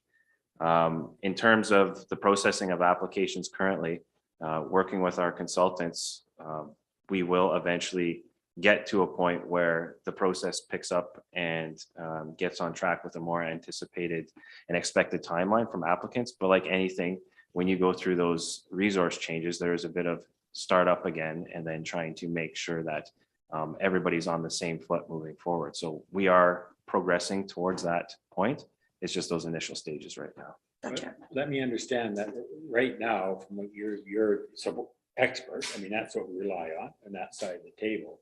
You're saying our present staffing allotment would be sufficient to deal with this. Now, whether we've got boots in those or bums in those chairs, that's another problem. But the thing is that we would not have to go out and create new positions to deal with this OCP. What I'm saying right now is that based on work plans, if we were to focus on getting all these applications completed, answer inquiries and whatnot, we could do that. What I also know is, and going into a new council after the election, is there will be other policy projects and additional projects that will come aligned. And that's when we'll have to talk about service levels at that point, if we'll need additional staff to address those projects. But in terms of processing applications, our current allotment should be able to address this.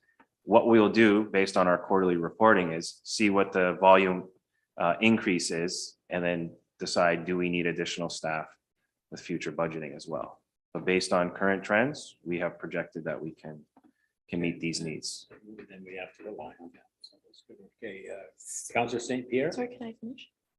I can thought come you back were. after. I thought you answered your question. Go ahead. No, I have a few. No, I let Councillor McMath finish, and then I'll come back to you, Councillor Pierre.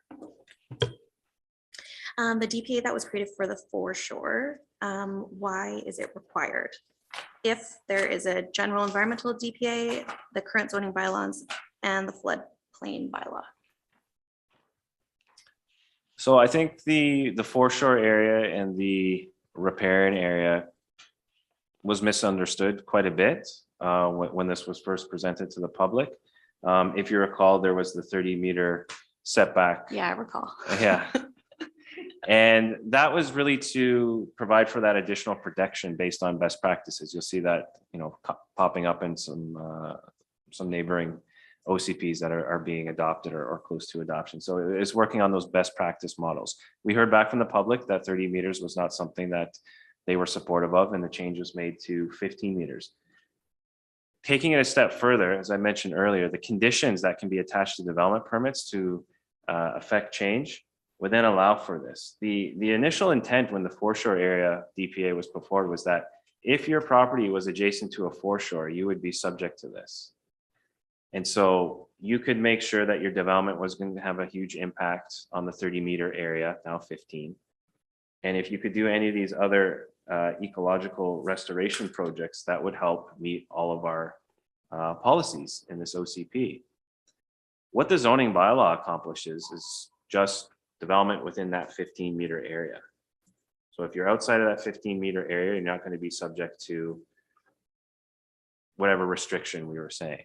So no development, essentially. This is saying that you can affect more positive change by protecting the natural environment if you're within the foreshore area and to maintain 15 meters setback. So if someone wants to do any sort of project on their property, like construction or planting or anything, they're going to have to go to a consultant first. That was before the comment I mentioned about the exemptions, like the single family developments. The concerns that we heard generally surrounded individuals who were single family or low density residential property owners. Our main focus is on those businesses and higher density developments that could potentially have a large impact. We recognize and would like to work with the lower density residential property owners. And so we're open to that exemption. So they wouldn't be subject to these. Gotcha, understood. Councillor St. Pierre. I had a bit of an analogy that I thought might help with what I will fully admit is very counterintuitive. We add a whole bunch of DPAs, we seem to add a whole bunch of rules, and how's this going to become simpler and easier? And what I'm likening it to is really having a prenuptial agreement versus wedding vows. The wedding vows are very loosey-goosey. They're lovely, they're aspirational, and they don't provide a whole lot of direction necessarily. The prenup says you do this, this is what happens. And so when things don't quite go as you hoped, things are much less messy when you have the prenup in place well ahead of time. And what I've heard from developers is it's not necessarily the rules, it's not what they're being asked to, it's what they get nailed with 3 months into the process, 6 months into the process. Unexpected surprises when they're leveraging funds, when they're holding interest, when they're paying interest on the money to move forward on a project and they can't move forward because they don't have a building permit.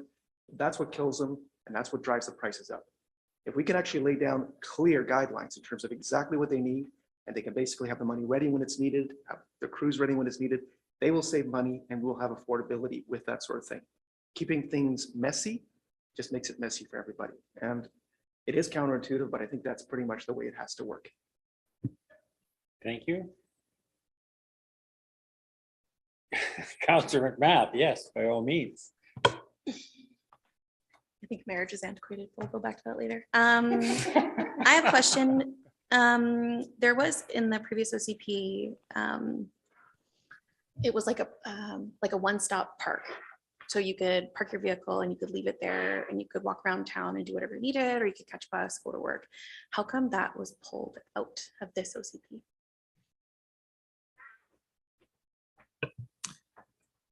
We primarily wanted to leave direction to the town center plan and those elements that were contained within the town center plan. We actually recommend that it be looked at and confirm that that vision is still relevant to today. A lot of the more detailed aspects, they didn't come out through the engagement processes. There wasn't a lot of conversation about some of those detailed things that are being mentioned by a few letter writers. We also felt that that detailed level would likely be flushed out in other strategies that are going to be developed, like the town center plan. So we kept it more high level general as an official community plan, and then left it to other supplemental strategies and plans that could get into that detail, like the town center plan. So in many instances, we deferred to the transportation master plan, we deferred to the parks and trails master plan. We try to defer to other plans that were relevant, and then where those plans did not exist, we said, create this type of strategy or review X plan, like a town center plan. Okay, I'll leave that one for now. The transportation master plan versus the OCP, it seems like the road networks are slightly different. There are some instances in the official community plan that, in working with the operations department, they had indicated that they preferred certain road networks that were being proposed. And then depending if that road network was accepted in this OCP upon adoption, that would then be used to then amend the transportation master plan. So the idea is if there's anything that's existing right now in another plan that may require an update, the OCP can include that and then be used as a guiding document to support the amendment in those other plans, like a transportation or a parks and trails plan.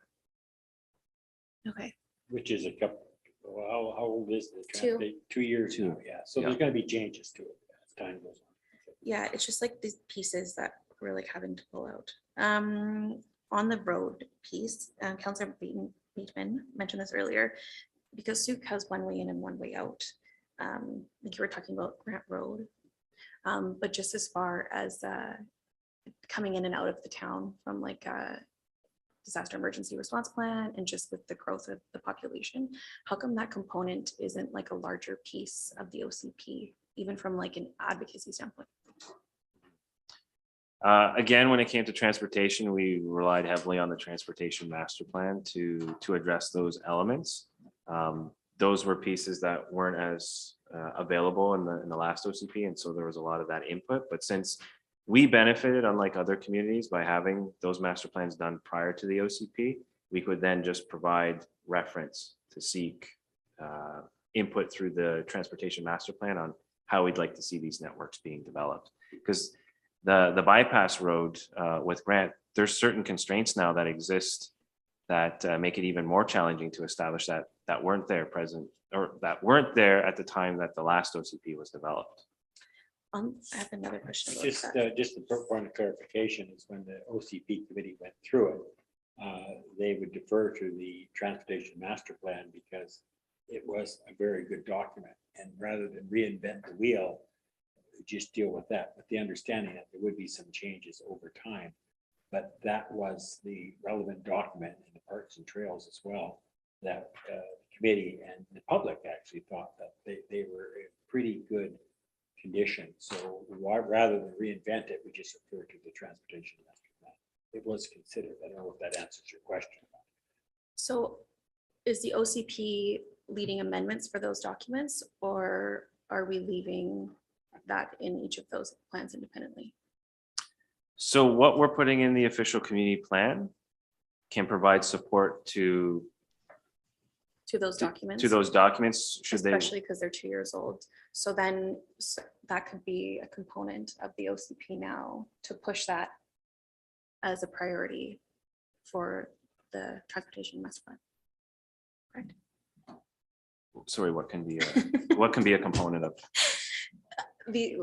The advocacy piece around a secondary access route to the town of Souk. Mhm. If it's not currently in the transportation master plan, then that can be brought into the OCP to make it a priority for the transportation master plan, correct? Because that's what you're saying that we're doing for the other. Yeah. You follow me? Yes, no, I follow you. I guess my thought process was that we are looking at not so much the secondary access across the river, but there is the Phillips through Grant connector to get out to West Coast Road. So having that north corridor and then the existing south corridor along the highway, having those two access points, which exist currently in the transportation master plan. Mhm. I think there's like smaller components for connectivity within Souk, but then just the connection to Souk itself is really important. I think what's being suggested here is alternative route 14. Mhm. Correct? Yeah. Thank you. So what is the simplest way for that to be put in the OCP or? Yeah, that's an advocacy thing with, you know, and dealing with the province, Highway 14, you know, the second route in. I think that falls out of the scope of the OCP, my guess. Not sure, there are many other things that are advocacy items in here. So I don't see why we couldn't include that.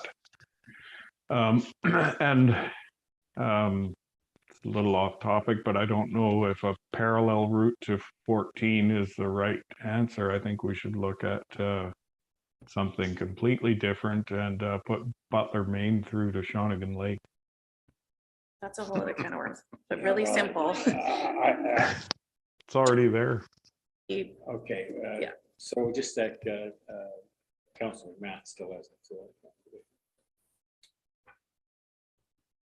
I'll bring it up at our next meeting. We'll see. So from the 2012 project list for the for the DCC projects, aside from the widening of Church Road, it seems like none of the other projects on that list have been completed. And so when we talk about, we have X many action plans in this OCP, and even with like the lofty goals of our climate action plan, like the reality of what we can actually execute is, Always comes down to dollars. yeah. And so I would love for us to start with dollars, which is what Norm, I feel like, was trying to teach us. But the cost has increased so drastically. How are you going to ensure, from a staffing perspective and with communicating with council, that we stay on track for all these goals in the OCP? Because they're very large and there are a lot of them. And then the previous one had 140 action items and the District of Soup did like 12. So in my opinion, it all comes down to good strategic planning. So we have a strategic plan in place that puts forward that council's vision that says, here's what we want to achieve in our term. We have supporting documentation that helps us support staff in fulfilling those goals. And then where that doesn't exist, staff then are given the direction to either develop plans and provided with a budget to do so, or we go through an exercise of deciding service level wise, what isn't a critical area that we can then allocate those resources differently to meet the goals of the strategic plan. So I think it really starts with that part, and then having an official community plan, a transportation master plan, a parks and trails plan. Those are all areas where you can maybe get a little bit more specific detail to help populate your strategic plan. So it's going to be an ongoing conversation. I think that's the benefit, where a council that has that information update consistently, understands where projects are at, what are the challenges. You're having your conversations with provincial members and other areas that provide for resources, and letting staff know who their administrative counterparts are to get in contact with. We create those synergies and build those relationships. I think the biggest thing for us is that capacity building piece. We as a local government can take on everything under the sun, but if we don't have the resources to complete it, we're going to be really challenged. And if there's members of the community that can help facilitate some of these goals, by all means, we want to build that relationship piece and work with them and build those bridges to get it completed. So there's going to be ongoing communication to achieve this. I can't say specifically what the costs are going to be and what the resource allocation piece is, but staff will need to communicate that to council, and council will need to weigh the pros and cons. That's how we do our strategic plan, is we look at, same with the climate action. They gave us a whole bunch of things the other night, and quite frankly, we're not going to be able to do everything that they want. And then it's up to council to give direction to staff, saying this is what we want to accomplish, cost it out for us, and give us a dollar value. It's the same with some of these things in the OCP and the transportation master plan. Just because they're in there, it doesn't mean they're going to happen unless we can find the resources. This is sort of a wish list. These are things that the community wants to see, but still it comes down to council and money of what we can deliver. And there's a big difference between what people want and what we can actually provide. And I think we all learned that this last number of years, is that it all comes down to dollars, and some things we can move on, and other things we have to put off until some more money. Councillor Logan.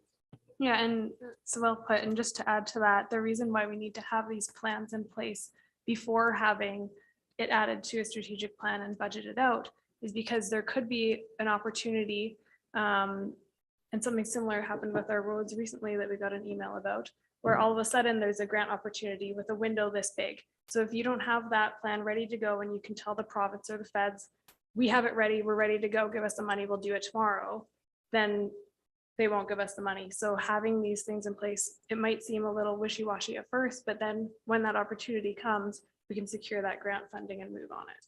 I'm just going to stop and pause for a moment now. Sorry, I let Mr. Powell say he was going to have a comment on something, and then I'm going to have a break. Okay, thank you. No, what I was just going to say was, the OCP is really unique in the sense that we're talking about what is the community's goals? What do we want to see as the vision moving forward into the future? And then how is the municipality going to actually have that implemented. What is our role in all of this?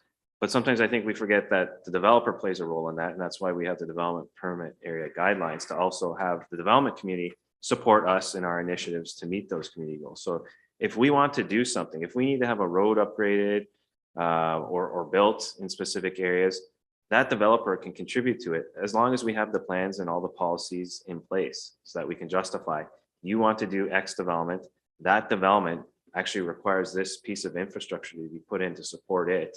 So you're going to be on the hook for X number of dollars or whatever the case might be. And then we benefit and they benefit by getting their development approved. So we need all these plans to kind of speak to each other and then help us inform what are the priorities at this point. And then it leads back to that strategic plan. Okay, thank you. I'm going to call for a 7-minute pause. We'll come back at 7:30 and we'll have a little break. Thank you.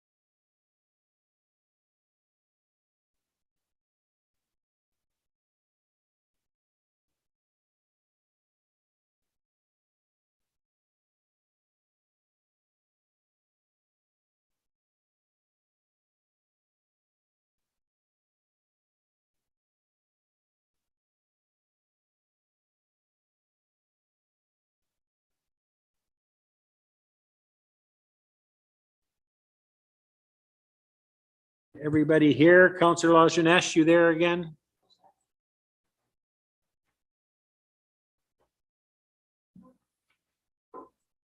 I am here. Okay, very good. We will proceed. I'm not sure where we left off, but we will proceed. Okay, who wants to go now? Councillor Bateman, you haven't spoken for a while. Would you like to? We're on DPA. Okay, and no, we were talking about costing and Highway 14. And just to point out, item 51 on the action items is update the existing MOU with the Ministry of Transportation. So on, Highway 14. So all these potential routes are to be discussed under that context. And then in terms of costing, I know Councillor McMath, you're not alone in wondering, like, can we see some price tags here? But I looked through all kinds of OCPs, including our own, the two we've had here in Souk. There's no funding attachments or costing. And on page 156 of this document, on the first of the implementation pages, does very clearly state, as Councillor Beto stated, implementation will align with municipal budgeting processes. So as simple as that. So every year we'll go through that process. Unfortunately, it's a long drawn out one. Okay, so where do we go? We're still on DPAs. Anybody else want to carry on with any other of those DPAs and questions? I must say I've learned more and more each time we deal with these things. So. Oh, Councillor McMath, you have your hand up. Go ahead. You have the floor. On that note from Councillor Bateman, through the chair to staff, will there be an increase in the cost for people to continue to develop or purchase their properties and progress through the requirements of this OCP and the DPAs?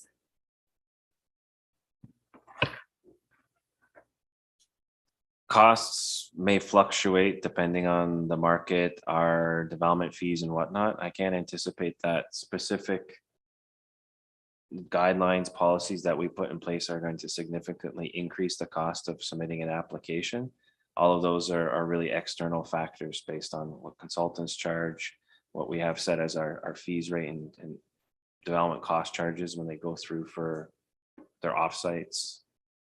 So I can't see that we are requiring anything above and beyond that isn't a legislative requirement or helps us make an informed decision that really already exists. Like I mentioned, some of those studies, those are costs that we require anyways. This just clearly defines when you are going to require to submit those studies.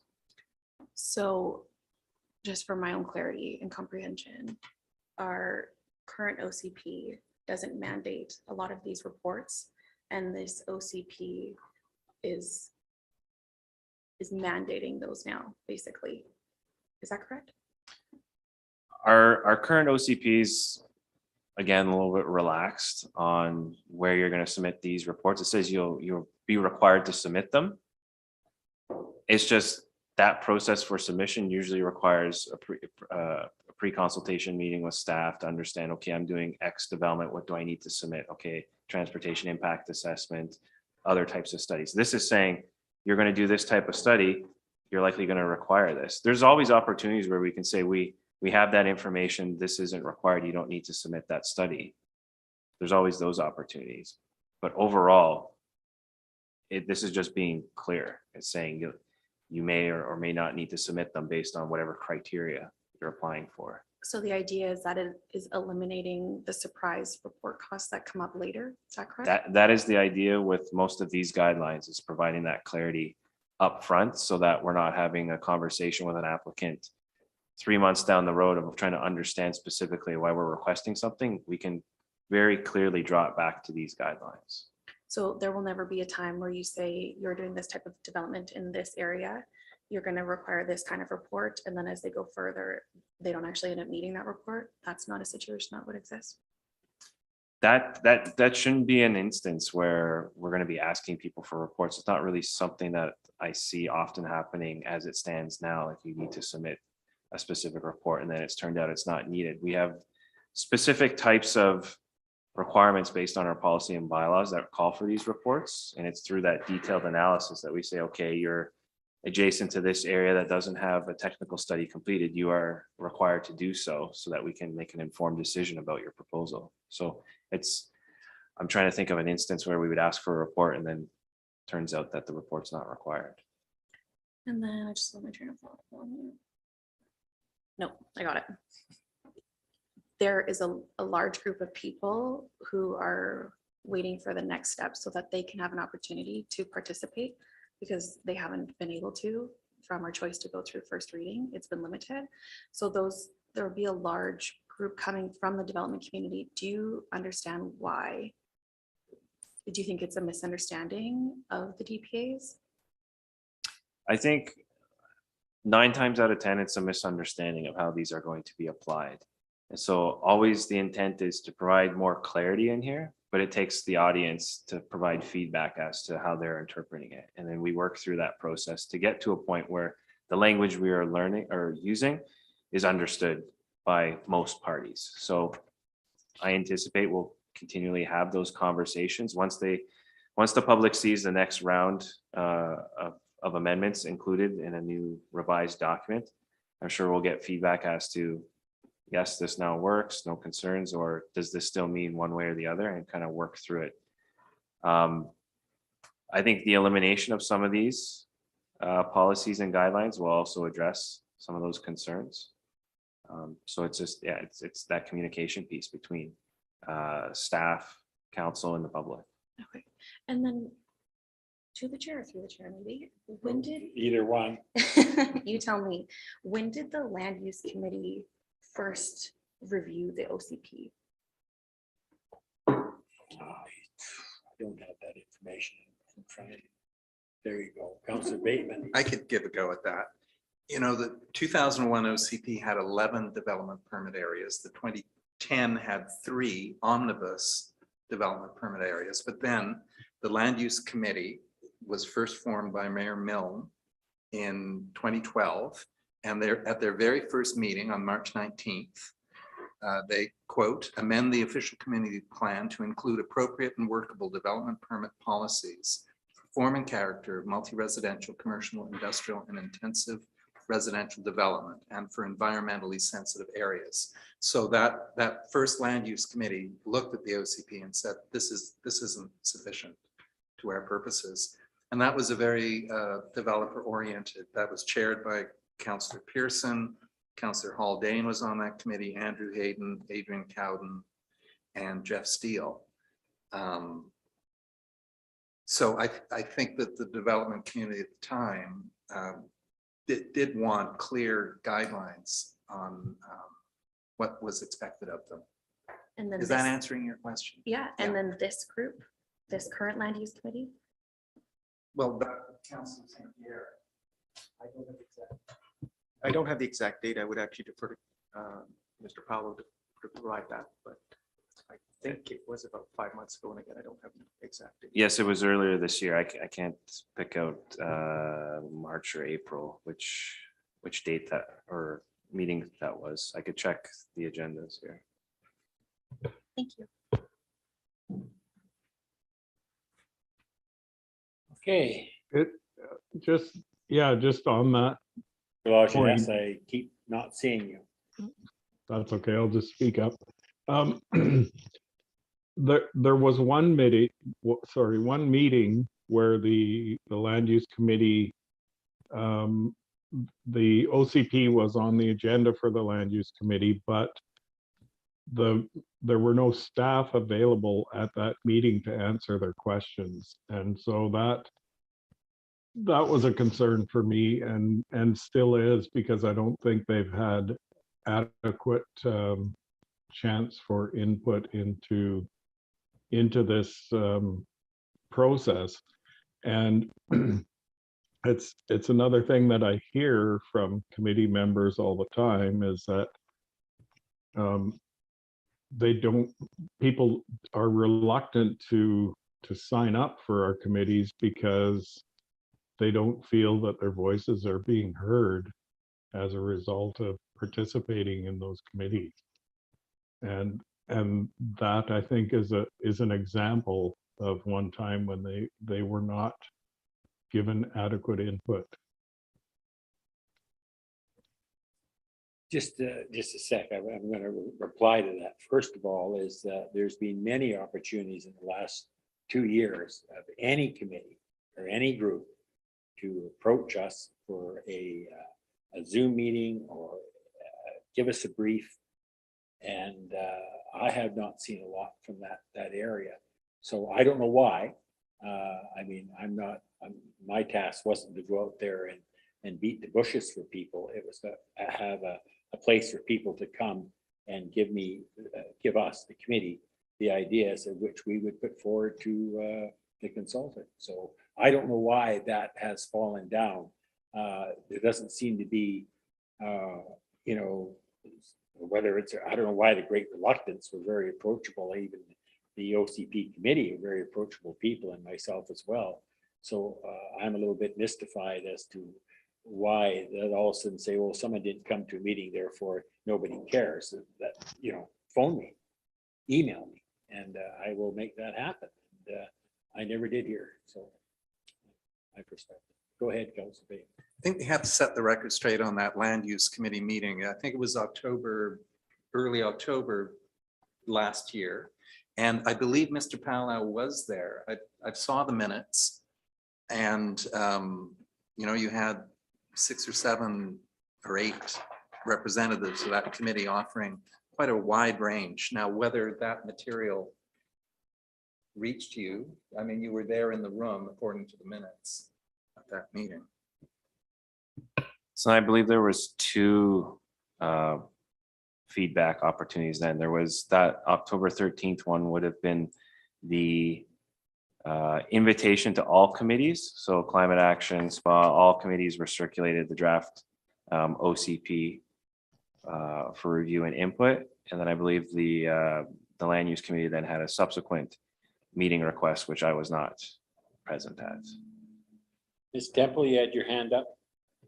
I was just going to add, it was on the agenda for 2 meetings in the fall, the September 15th and the October 13th, both land use committee meetings. So, okay. I don't know who to go to first. I can't remember. Okay, Councillor St. Pierre. I think that it was simply maybe just a matter of process. I think that the land use committee expected to be consulted in a certain way during the process, in the same way that I think council expected to be consulted during the process. And when things turned out a little bit differently, opportunities are missed. So Councillor Bateman, you're absolutely right. There were opportunities for any member of the public, but I believe the land use committee expected to be specifically consulted on land use questions within the OCP. And I think it would have been useful, and you know, hindsight is wonderful. Hindsight is wonderful. Would have been great when the land use committee was still actually active to have consulted specifically on the DPAs. It was suggested it could happen, but then we felt that the more meetings with council to debrief were needed, and that didn't happen. Again, 2020 hindsight, might have been good to have kept that meeting in place. Unfortunately, that's not what happened. In responding, actually, I think to Councillor Jeunesse comment, I've actually been a participant in committees in other districts, and I would suggest that our committees are actually very well heard compared to some. Just want to point that out. We're not doing that bad.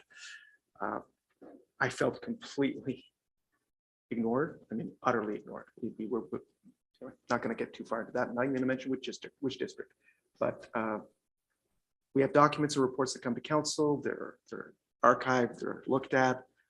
People have a wonderful chance to complain about not being listened to, and we listen to that too. I think it's great in a lot of ways. We can always do better, and I specifically think we could have done better here, but we don't do too badly. Okay, who's next? Sure, Councillor McMath, you asked a question. For that meeting, were those concerns, ideas, recommendations, was that captured, although the staff member was not there? As I recall, they were asked to email their comments and concerns into staff. So, Ms. Temple, you had I'm just looking at the minutes from each of those meetings. So the September 15th meeting was the one that the Director of Development wasn't at, and that was the first time that I can see that the Land Use Committee saw the draft OCP. So they had a general discussion, which was captured in their minutes, and then they asked for an opportunity to speak to it again with the Director of Development there. And so that happened on October 13th. And that is all their general comments are summarized in their minutes. And then at the end of the minutes, it said individuals are encouraged to submit more detailed responses to the Director of Planning and Development. So will that feedback come back with the rest of the feedback? I believe those comments were provided prior to the first reading. You said, sorry, can you say the date again? Okay, so yeah, that information was already considered as part of the previous engagement process, so that those, along with other comments, would not be coming forward to a future council meeting. So we had a discussion about encapsulating all of the feedback that we've gotten from the community through all the avenues and how we would bring it in bulk as an option for our last reading or public hearing. Where does everybody stand on this feedback capturing? That is happening as we speak, that all these concerns that we're bringing up in the letters, which will go directly to the planning department, they're compiling that to be put in when we go to the public engagement for the last time. Okay. So, I mean, those things, and you know, I go back to this land use committee, and from what I'm hearing here is that they were consulted and they did give some feedback, and the feedback was taken by staff and incorporated into the OCP. So prior to us going to first reading. So these little changes, when we get down to making motions, one of the motions is that staff incorporate all these changes and come back for the public engagement with that final draft for second reading. Okay.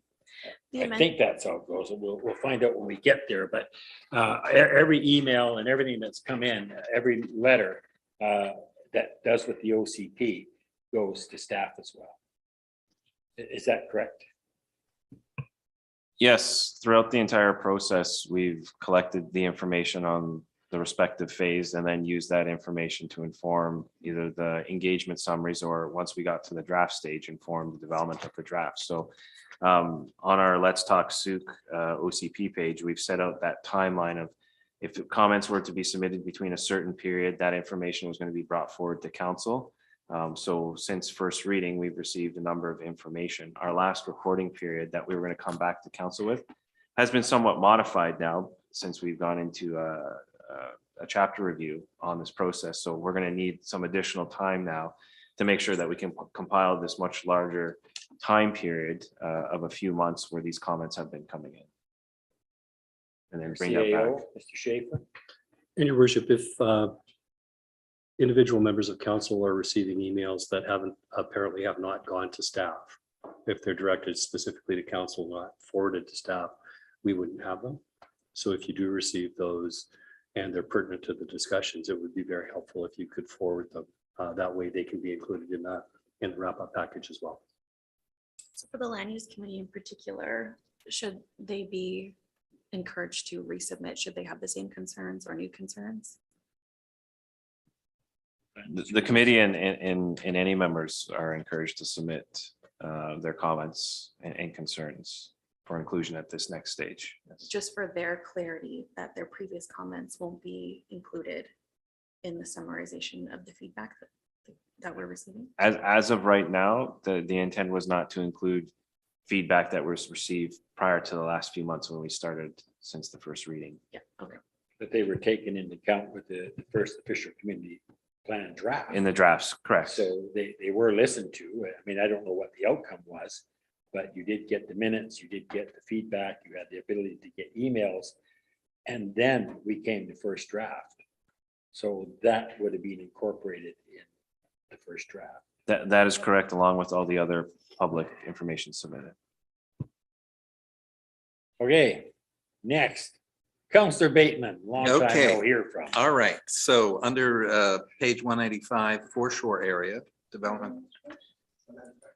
185.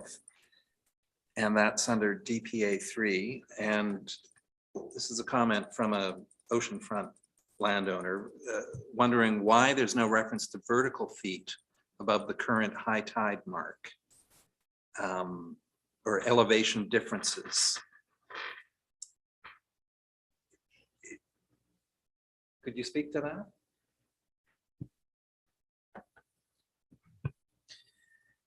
So we kept it again back just to the best practices, which speaks to the 15 meters or the 30 meters based on best practices. The vertical feet elevation, those are considerations when we need to make variances to the setbacks. Those are elements that we can take in as a rationale as to why we might support variation in that, because obviously the higher up the property is from the actual high water mark, potentially less impacts. Again, a technical rationale would support that justification. But those are those variance instances that I had mentioned previously, where it's not limiting absolute that you can't be beyond the 15. It's just saying a variance would need to be sought for. I'll just rattle off a few more here. Page 198. You're muted. Muted. Oh, sorry. Sorry, we can Page hear you. 198, Development Permit Area 6, Town Center. I'm wondering whether there would be a reference at the get-go there to the Town Center Illustrated Design Handbook of 2014. Since it covers town center form and character.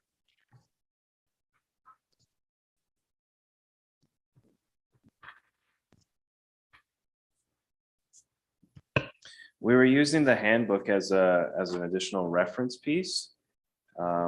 Perhaps as we go through the implementation of this with applications, we can revise the handbook and whatnot. But the idea was that following strictly the design guidelines as that legislative tool to then evaluate these applications, and then using the handbook as kind of a supplemental document to say, here's some graphic representation that we can use. We don't have to go through a bylaw process specifically to make amendments from time to time. It just exists separately, but in association with the OCP. Right. So just simply citing it might be a way to alert developers to its existence, right? Okay. On page 205, under Town Center, 7.7.4.5, number 10.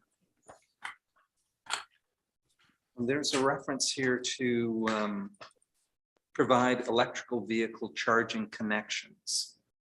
Now, the question is this intended for every residential unit, parking stall and commercial business stall, or is this strictly at the developer's discretion? You're not being very specific, and I think the current practices or the new municipal norm in Canada is to require 100% EV ready standards for new multifamily and commercial buildings.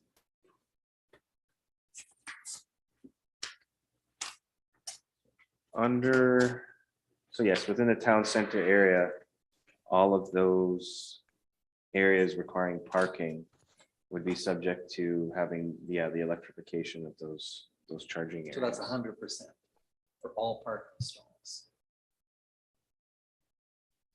That doesn't say specifically the amount. Likely through a zoning bylaw review, we would stipulate that in a more robust zoning regulation, because that's going to give us more teeth. That's the regulatory tool to actually implement it. This is saying, here's what should be done from a design standpoint, having these availabilities, and then we could say you need to provide 50%, 75, 100, whatever the number is we pick for the zoning bylaw. Okay, excellent.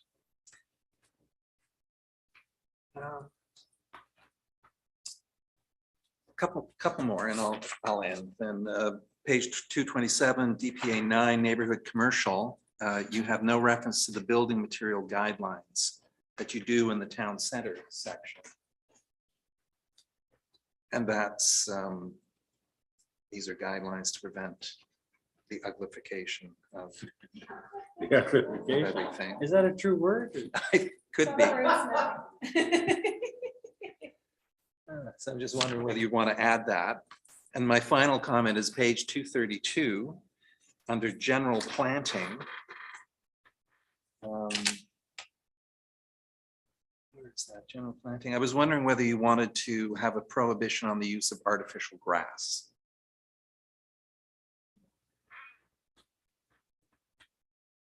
To prevent any potential Langfordization.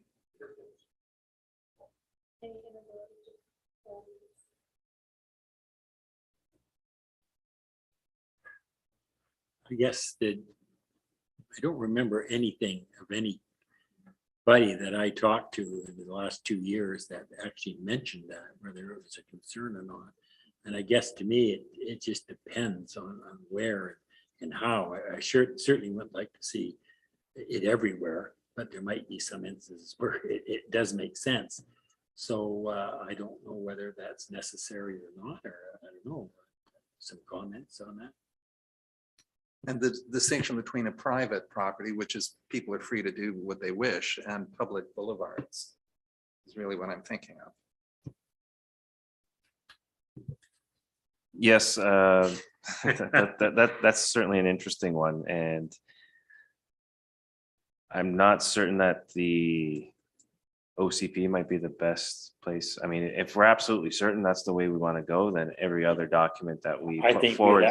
we'd have to consult the public on that and the developers on, because there could be a lot of instances where it does make sense. I don't know what they are offhand. I certainly know that Langford's doing a lot of it, and I'm not ecstatic about that either. But I think that can come after. I don't think we need it in this document. I would agree with that, and if we feel there is a need to address it, there might be other bylaws that could, Yeah, at a more detailed and level. council can make that determination. You're done. Been done for a long time. Okay, anybody else? No, I've just, I get weary. I've done a lot of things the last few days, so it's okay. I'm still standing, no sitting. Gonna drink later, but. Go ahead, Councillor McMath, go ahead. DPA 5 regarding steep slopes. I made notes separate from my book.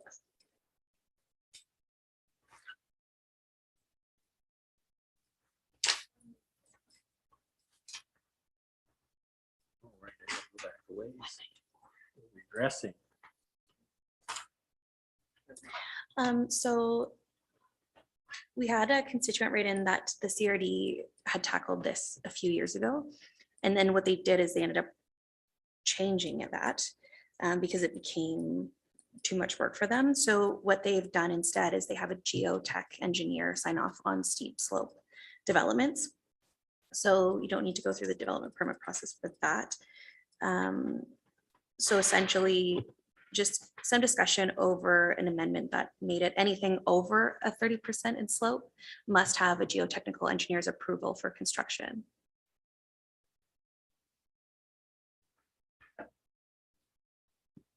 So the thought is that DPA 5 would not be in existence, or just because the way it's worded right now is talking about slopes greater than 30%. So just either to pull it or amend it so that in the event you have a slope over 30%, that a geotech engineer would be required. Which is currently the requirement now. So that is the requirement now. Yes. If you have a slope that is over 30%, you need to have a geotechnical assessment completed. And then there's a number of guidelines to ensure that development within that steep slope area is being met. Exemption is land and steep slope development permit area that's less than 30%. So if you're less than 30, you're exempted. Perhaps that's what they mean then. So I think it's that the idea is that there shouldn't be a limit regardless of slope. It's that if it's approved by the engineer, that it should go ahead. I think that's generally what is being done, and then they would just be subject to other development permit areas if applicable. So currently what happens is if there's a concern, a geotechnical concern, the geotechnical engineer will confirm this site is suitable for the intended development. If something is over 30%, then we will go through a process of either varying the zoning bylaw or saying here that you need to get a development permit for that. And there's a number of conditions that we want to ensure that this development meets in addition to the geotech report. Okay. Gotcha. Thank you. And then DPA 9, the neighborhood commercial.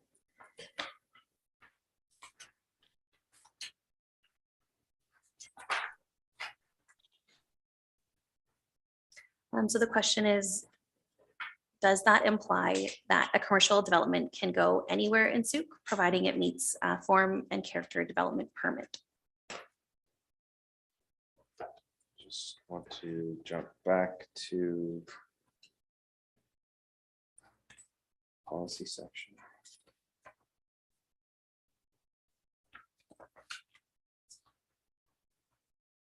So we did want to encourage small scale neighborhood commercial in various locations. So general land use policies, page 60.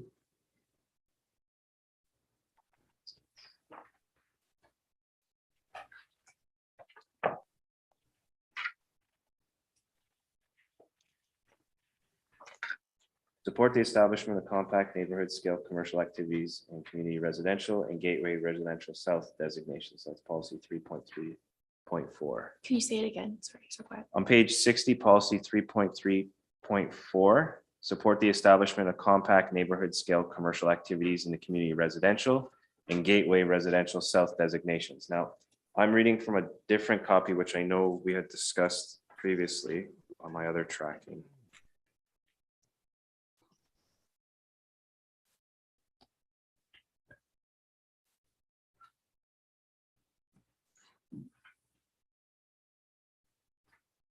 Yeah, so neighborhood scale commercial, community residential, and the gateway residential areas would support that use. So those 3 sections only, or anywhere within the community if it applies to like the form and character? So zoning is the big indicator. And so you could have commercial in those other areas if the zoning supported it. But what we're saying is, because we haven't specifically said, so town center, waterfront area, those all include commercial uses. The neighborhood scale commercial uses can also be considered within the community residential and the gateway residential area. Anywhere outside of those areas, then the neighborhood scale commercial would not be considered. I want to make sure Councillor McMath is finished and the light goes, oh, there we go. Thank you. Councillor St. Pierre. This is not a question, it's just a quick comment. I've been waiting for something like intensive residential for some time. It meets actually most of the things that I would love to have seen in that kind of a DPA or that kind of a zoning to be envisioned in that kind of completed neighborhood. And I love what happened with this thing. I've been waiting for it for such a long time.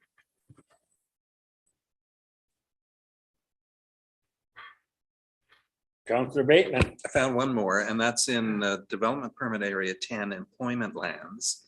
You've missed the Bear Smart piece, which is in all the other DPAs. So incorporate Bear Smart techniques. So heads up on that. But the bears want to work. They do. Get the one off my back porch anytime soon. Okay, that's not a problem, I think. Oh, Councillor St. Pierre. To the chair, I'm thinking we seem to be winding down on the DPAs. I was wondering if we might have some time to put on implementation on section 6. Even a little bit would be appreciated.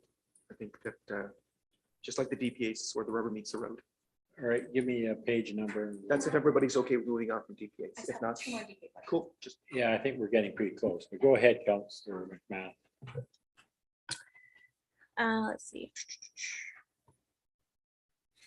So Souk is already adopting the step code 3 and it's a bylaw requirement. So this person's question is, if that's already being adopted, what is the purpose of the DPA 1 for energy guidelines?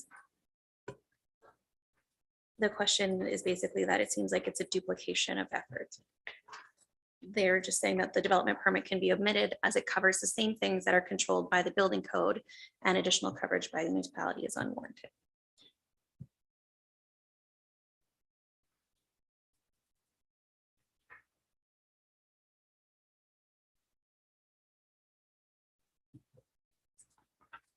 So with the DPA 1 energy and water conservation, the step code speaks specifically to the actual building itself during the building code compliance period. When we look at these elements, it's also taking into consideration land alteration, subdivision, and so forth. So if there's other mechanisms beyond just the building itself, those would be then incorporated as part of their justification for their development permit. So just going beyond the building. And then last one. Back to DPA 1. And so basically the question is, requiring an energy model at DP is costly both in time and resources. The drawing required at the time of DP are now basically BP drawings. The requirements in this section put immense pressure on planning and building staff at the time of DP.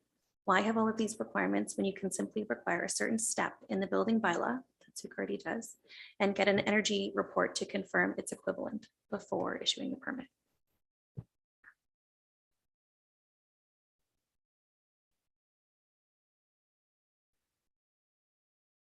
Well, in terms of meeting the intent of that DPA, having that information upfront ensures that if it's meeting that requirement now, then continuing on through the process, there shouldn't be any challenges. If we issue the development permit and then afterwards, the building permit stage, they cannot achieve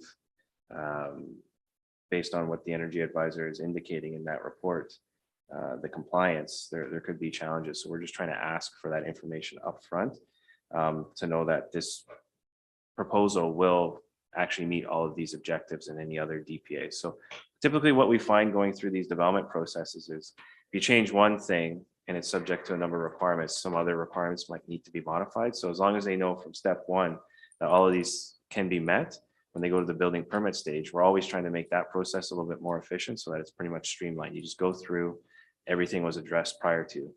Some of the challenges that we face now is everything's left until the building permit stage, and it really backlogs that process, and it makes it seem like we have a long building permit process. We could just address things earlier on in the process. We can make for a cleaner and faster building permit. Thank you. So my understanding is that even though it's a duplication, it's done with the purpose of streamlining the whole process. That's correct. Anything else, Councillor McMath, or can I go on back to Councillor Bateman? No, I think we're on to Councillor St. Pierre's new section, wherever, somebody give me a page number. Oh, hey, I'm almost there.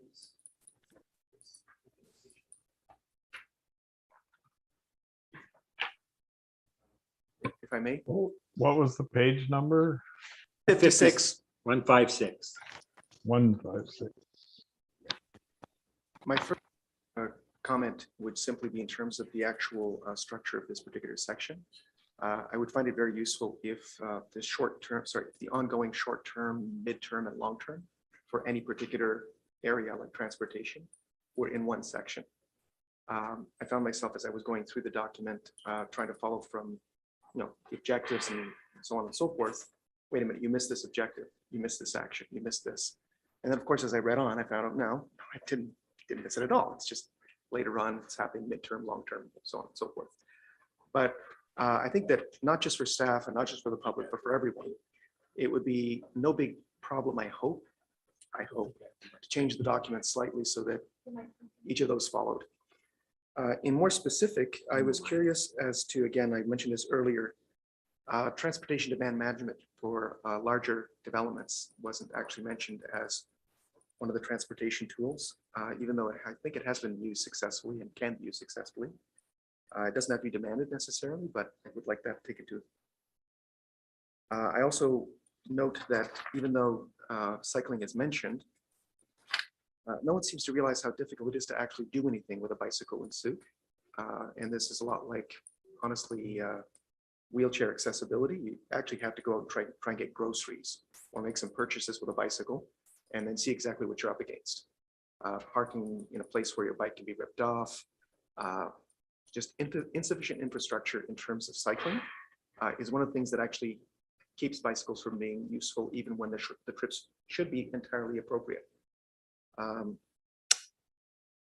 One of the things I would love to see is some mention of safety as a focus, specifically for bicycles and the lower speed modalities, which I think are mentioned later on again in the document. That's what I meant by not seeing immediately. It was actually mentioned later. But if we focus on safety, that's really addressing what people and I think what the OCP really wants. We don't necessarily have to define what that's going to look like. We just want people to feel safe enough to actually ride and be safe when they ride, whether it be walking, cycling, mobility assist, whatever it might be. But I think that by looking at it from that perspective, it makes it easier to look for solutions, innovative or otherwise. And I'll just pass that on to anybody else who wants that. Well, those are all really good points. I think they're captured in the transportation master plan in the cycling section, which is, I don't have it in front of me, but is that accurate that these kind of concerns are addressed there? And maybe they need to be reflected in very brief in this document.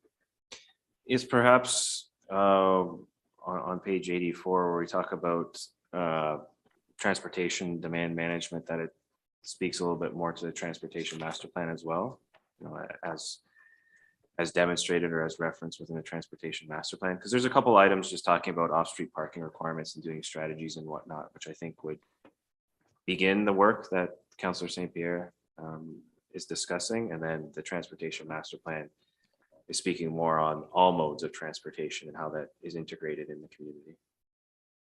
So we can add reference there on page 84 to the TMP. That satisfy you, Councillor St. Pierre? Reference on page 84. Certainly does. Thank you. Next.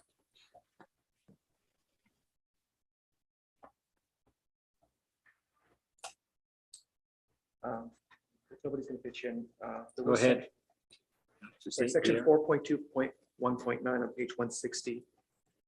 Require meaningful collaboration with other government and non-government agencies, including Sauk Nation, when land use discussions and decisions are being undertaken within adjacent to the district of Sauk. I'm curious about the require, specifically with the Sauk Nation, when they don't necessarily always have the capacity or the wish to.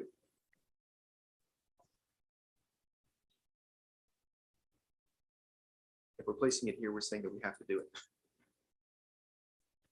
Funny, that did come up at the OCP committee, and I'm just trying to find which one is it. 4.2 219.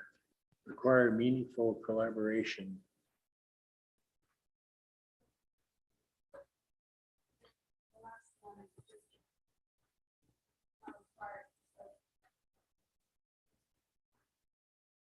Just to ask.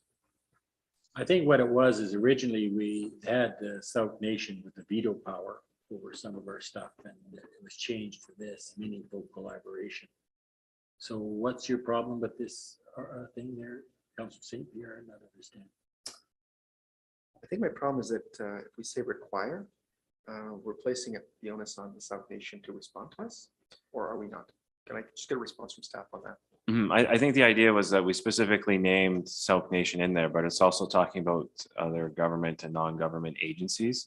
So the idea behind this item is we want to elevate the collaboration to be meaningful, and that it's going to involve government, non-government, which houses Sauk, so they're represented there.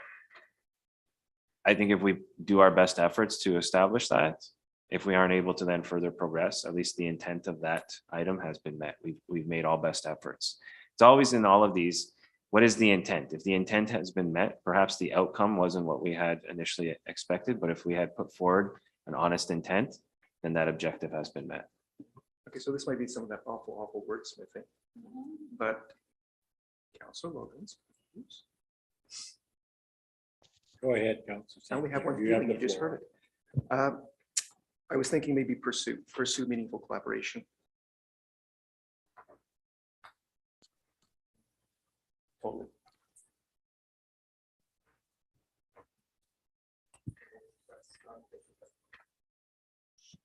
What's the consensus? Do you want to change the word require with pursue? No. Councillor Bateman? It's, seems like it's almost the same thing. Attempt. Well, let's not.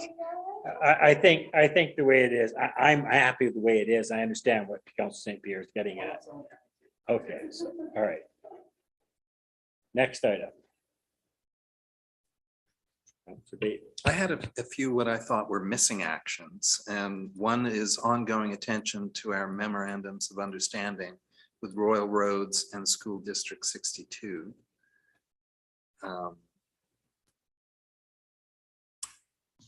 And yeah, the School District 62 is the, you know, the lobbying for new schools and upgrades or advocacy. And I was also wondering about some reference to supporting expansion plans of Air Manor. But that might fall, there is a general omnibus health item, action 44. I think the whole intent there was to be vague enough to include Right. everybody. Okay.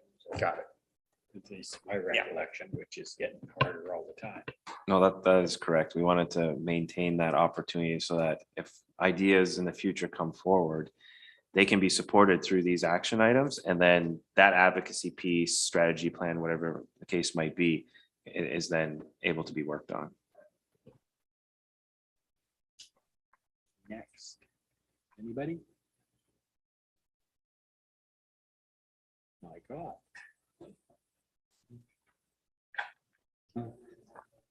Yeah, no, I guess that if we are basically done with the review that we said that we were setting out to do today, then we're at the point of possibly looking at those 3 recommendations and have a discussion on those. So if we could get those put up, please. Might lose Councillor Laws and S face, but I can live with that. Okay, so here's the 3 options that we have before us tonight. And I guess you can all read, but I'll read them out. But the committee of the whole recommend that the bylaw cited Fishing Community Plan number 80/2020, along with all public current council feedback, be brought forward to the next council for their consideration. That's option 1. Option 2, that the committee of the whole recommend that council give second reading to the bylaw cites the Fishing Community Plan bylaw 80/22 as presented at first reading in April 2022 regular council meeting, and that council direct staff to schedule public hearing for September 26 in accordance with the Local Government Act, and that all public comments or referral comments be brought forward at that time of the public hearing. So my understanding is that all of these things that we put up here, even though we pass it at second reading, will come when we go to the public. Is that correct? Is that my understanding? That would be number 3. Number 2 is essentially disregarding all of the input that has been provided I today. certainly don't think we want to go there. Okay. And of course, then, okay, I stand corrected that.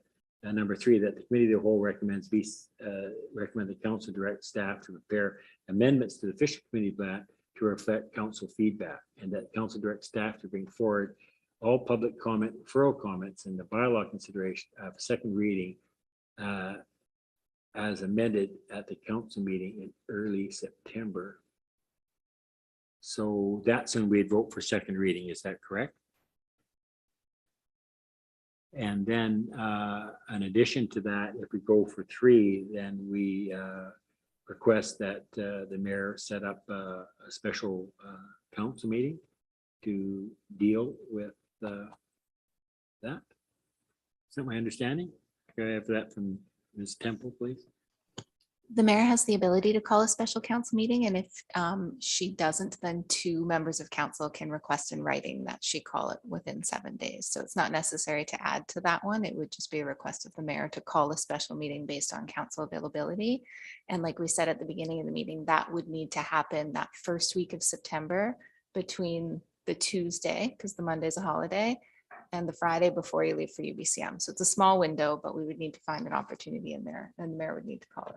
Okay, And so I wouldn't have to request that tonight.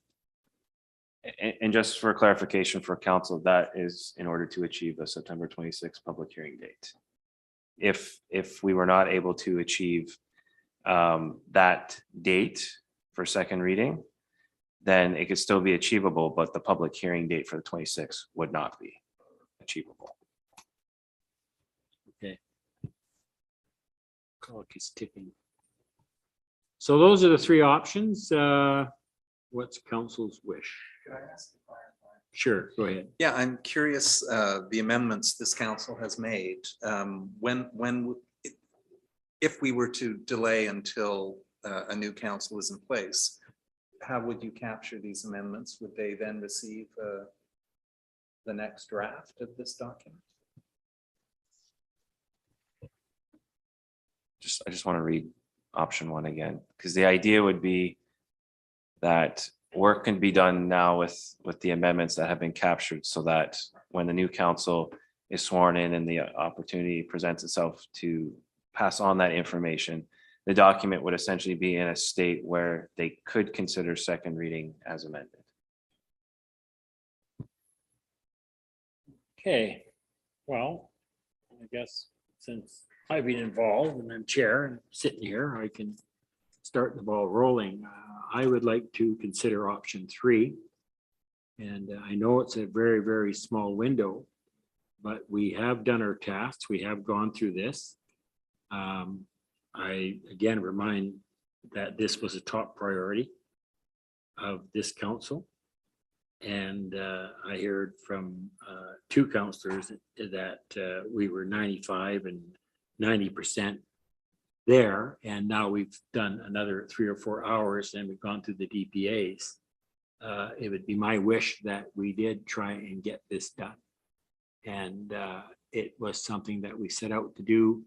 We put hundreds of thousands of dollars in time. And my concern, and I get feedback from the community, if we delay it to the next council, it's basically passing the buck, and it's probably going to take months and months and months, depending on who gets elected, of course. So I would like to go for option 3, and with the hope that we can get this done. I mean, it's still, you know, up in the air, but I think we have done our due diligence. I think the committee has done their due diligence. We have, in the last 3-4 months, we have gone to the public. Everybody here has got emails and looking after a segment of their population. I think it's as good as it's going to get. And even next year, with the new council, they always have the ability to change something if it's glaringly wrong. I have not seen anything that is glaringly wrong since the 30-15 meter setback fiasco. So I would like to make the motion of number 3. Or do I have to get out of committee as a whole to do that? No. I'd suggest you finish this in the committee of the whole, and then we'll rise and report in a Okay. special after. So I'll make that motion that the third option, I think you all have it here. And I don't need a seconder, but if somebody wants to second it, they can. No. Yeah, well, pretty much. So any discussion to that motion? I guess my question would be, does staff have capacity to make the amendments between now and September with vacation, etc.?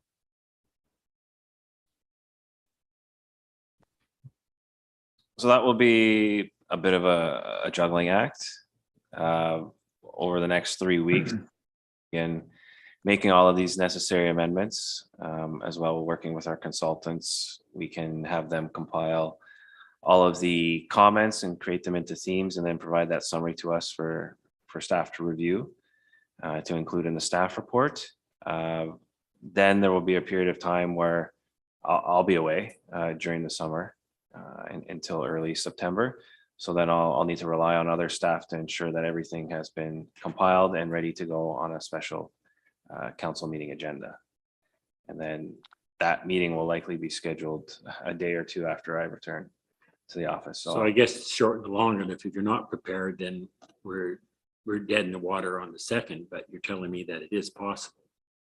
It is possible, all things working out, yes. Okay. I guess the only other limitation is any new files, other development applications and whatnot that are coming in and the work that's expected. Okay, understood. You can't perform miracles, but We can prioritize this as the main work over the next 3 weeks. okay, thank you. Oh, sorry, Councillor St. Pierre and then Councillor Logan.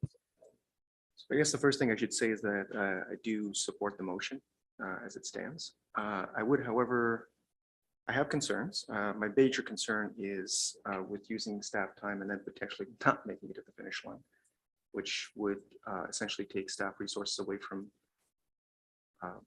permits and other work that staff needs to do. Just want to make sure we're aware of this because it is going to be a concern. I think we're going to be right up against the wire. It may still not be possible to get this done, just given the constraints. But there you go. As long as we're all aware. Okay, Councillor Logan. Yeah, I support this. I think it leaves it open for any possibility, but at least it moves us forward and in the direction that I think we're headed.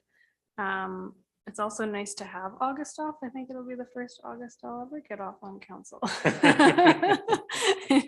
So that's kind of nice that we can kind of accomplish both of these things at once. I think the people around this table and Mayor Tate have done, she's the only one missing, right? Yes. Have done a great job in scrutinizing this document and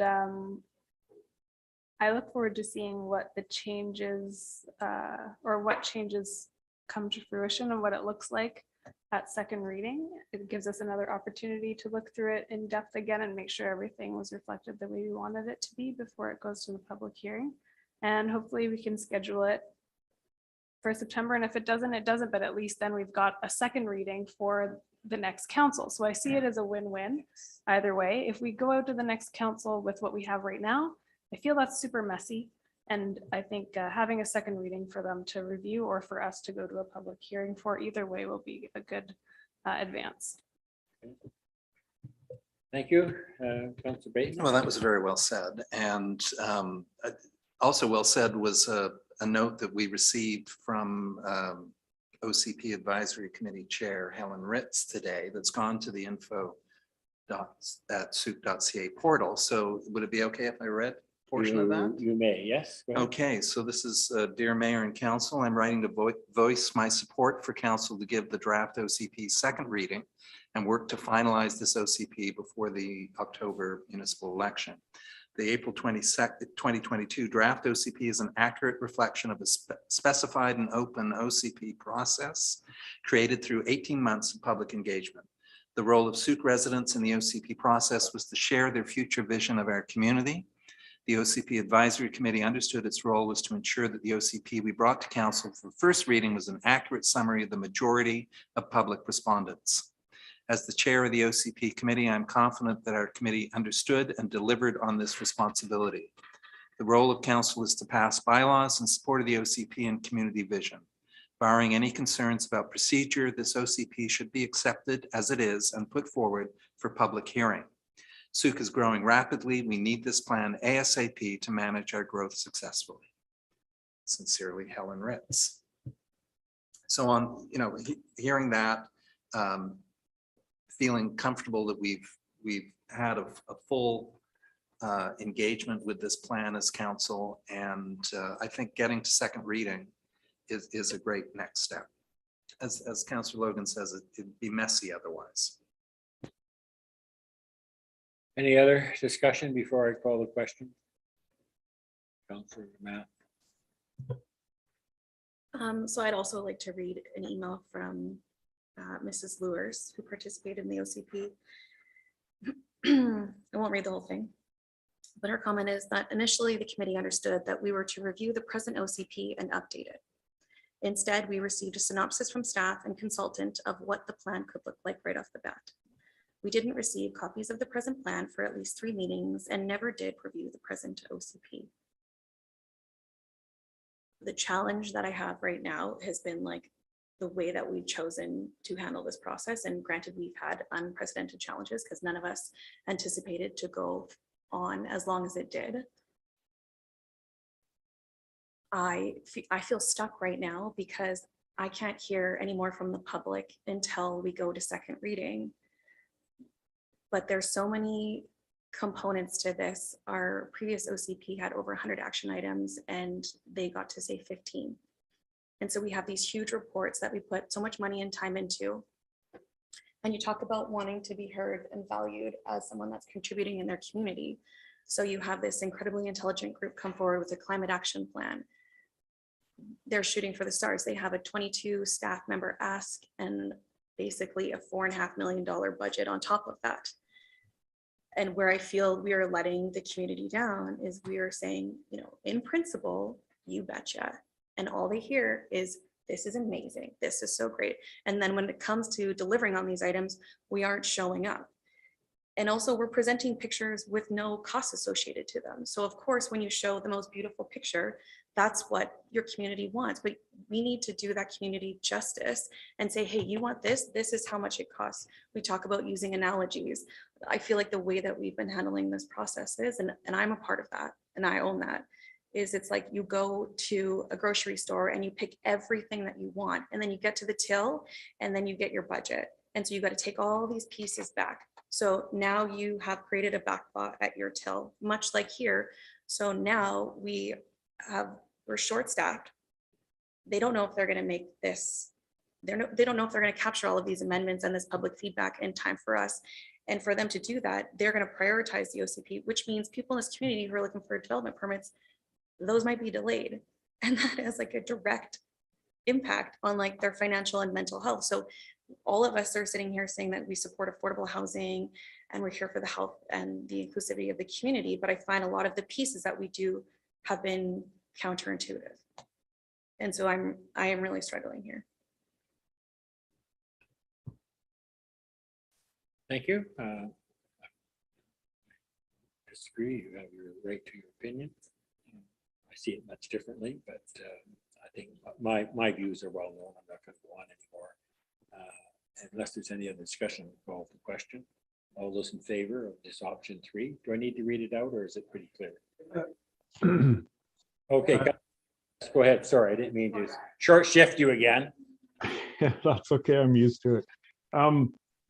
Yeah, I've struggled with this just because the workload that it's going to put on staff over the next few months, as Councillor McMath has pointed out, is not insignificant. And to put everything else on hold to push this forward in the hope that it will pass second reading, and it has to go through a public hearing as well. I'm struggling as well. I mean, on the one hand, I think this is probably the best path forward, but just given the constraints that we have and the staffing issues that we have right now, I'm torn as well. And so Could I ask staff, are we putting everything on hold or are we putting, said it was doable, so I mean, does everything come to a grinding halt and this is it? Or we are able to carry on with other business as well? It will need to be selective. We need to take a look at the file load. Next Monday is our last council meeting before the break. So we have a development file that needs to get on there.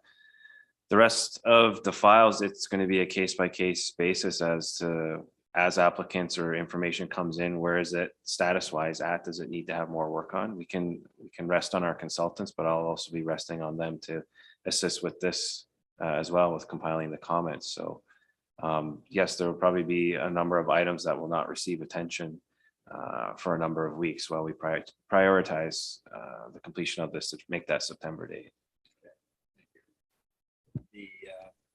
All right, Councillor Logan's, and then I am okay with that because obviously there's sacrifices that need to be made.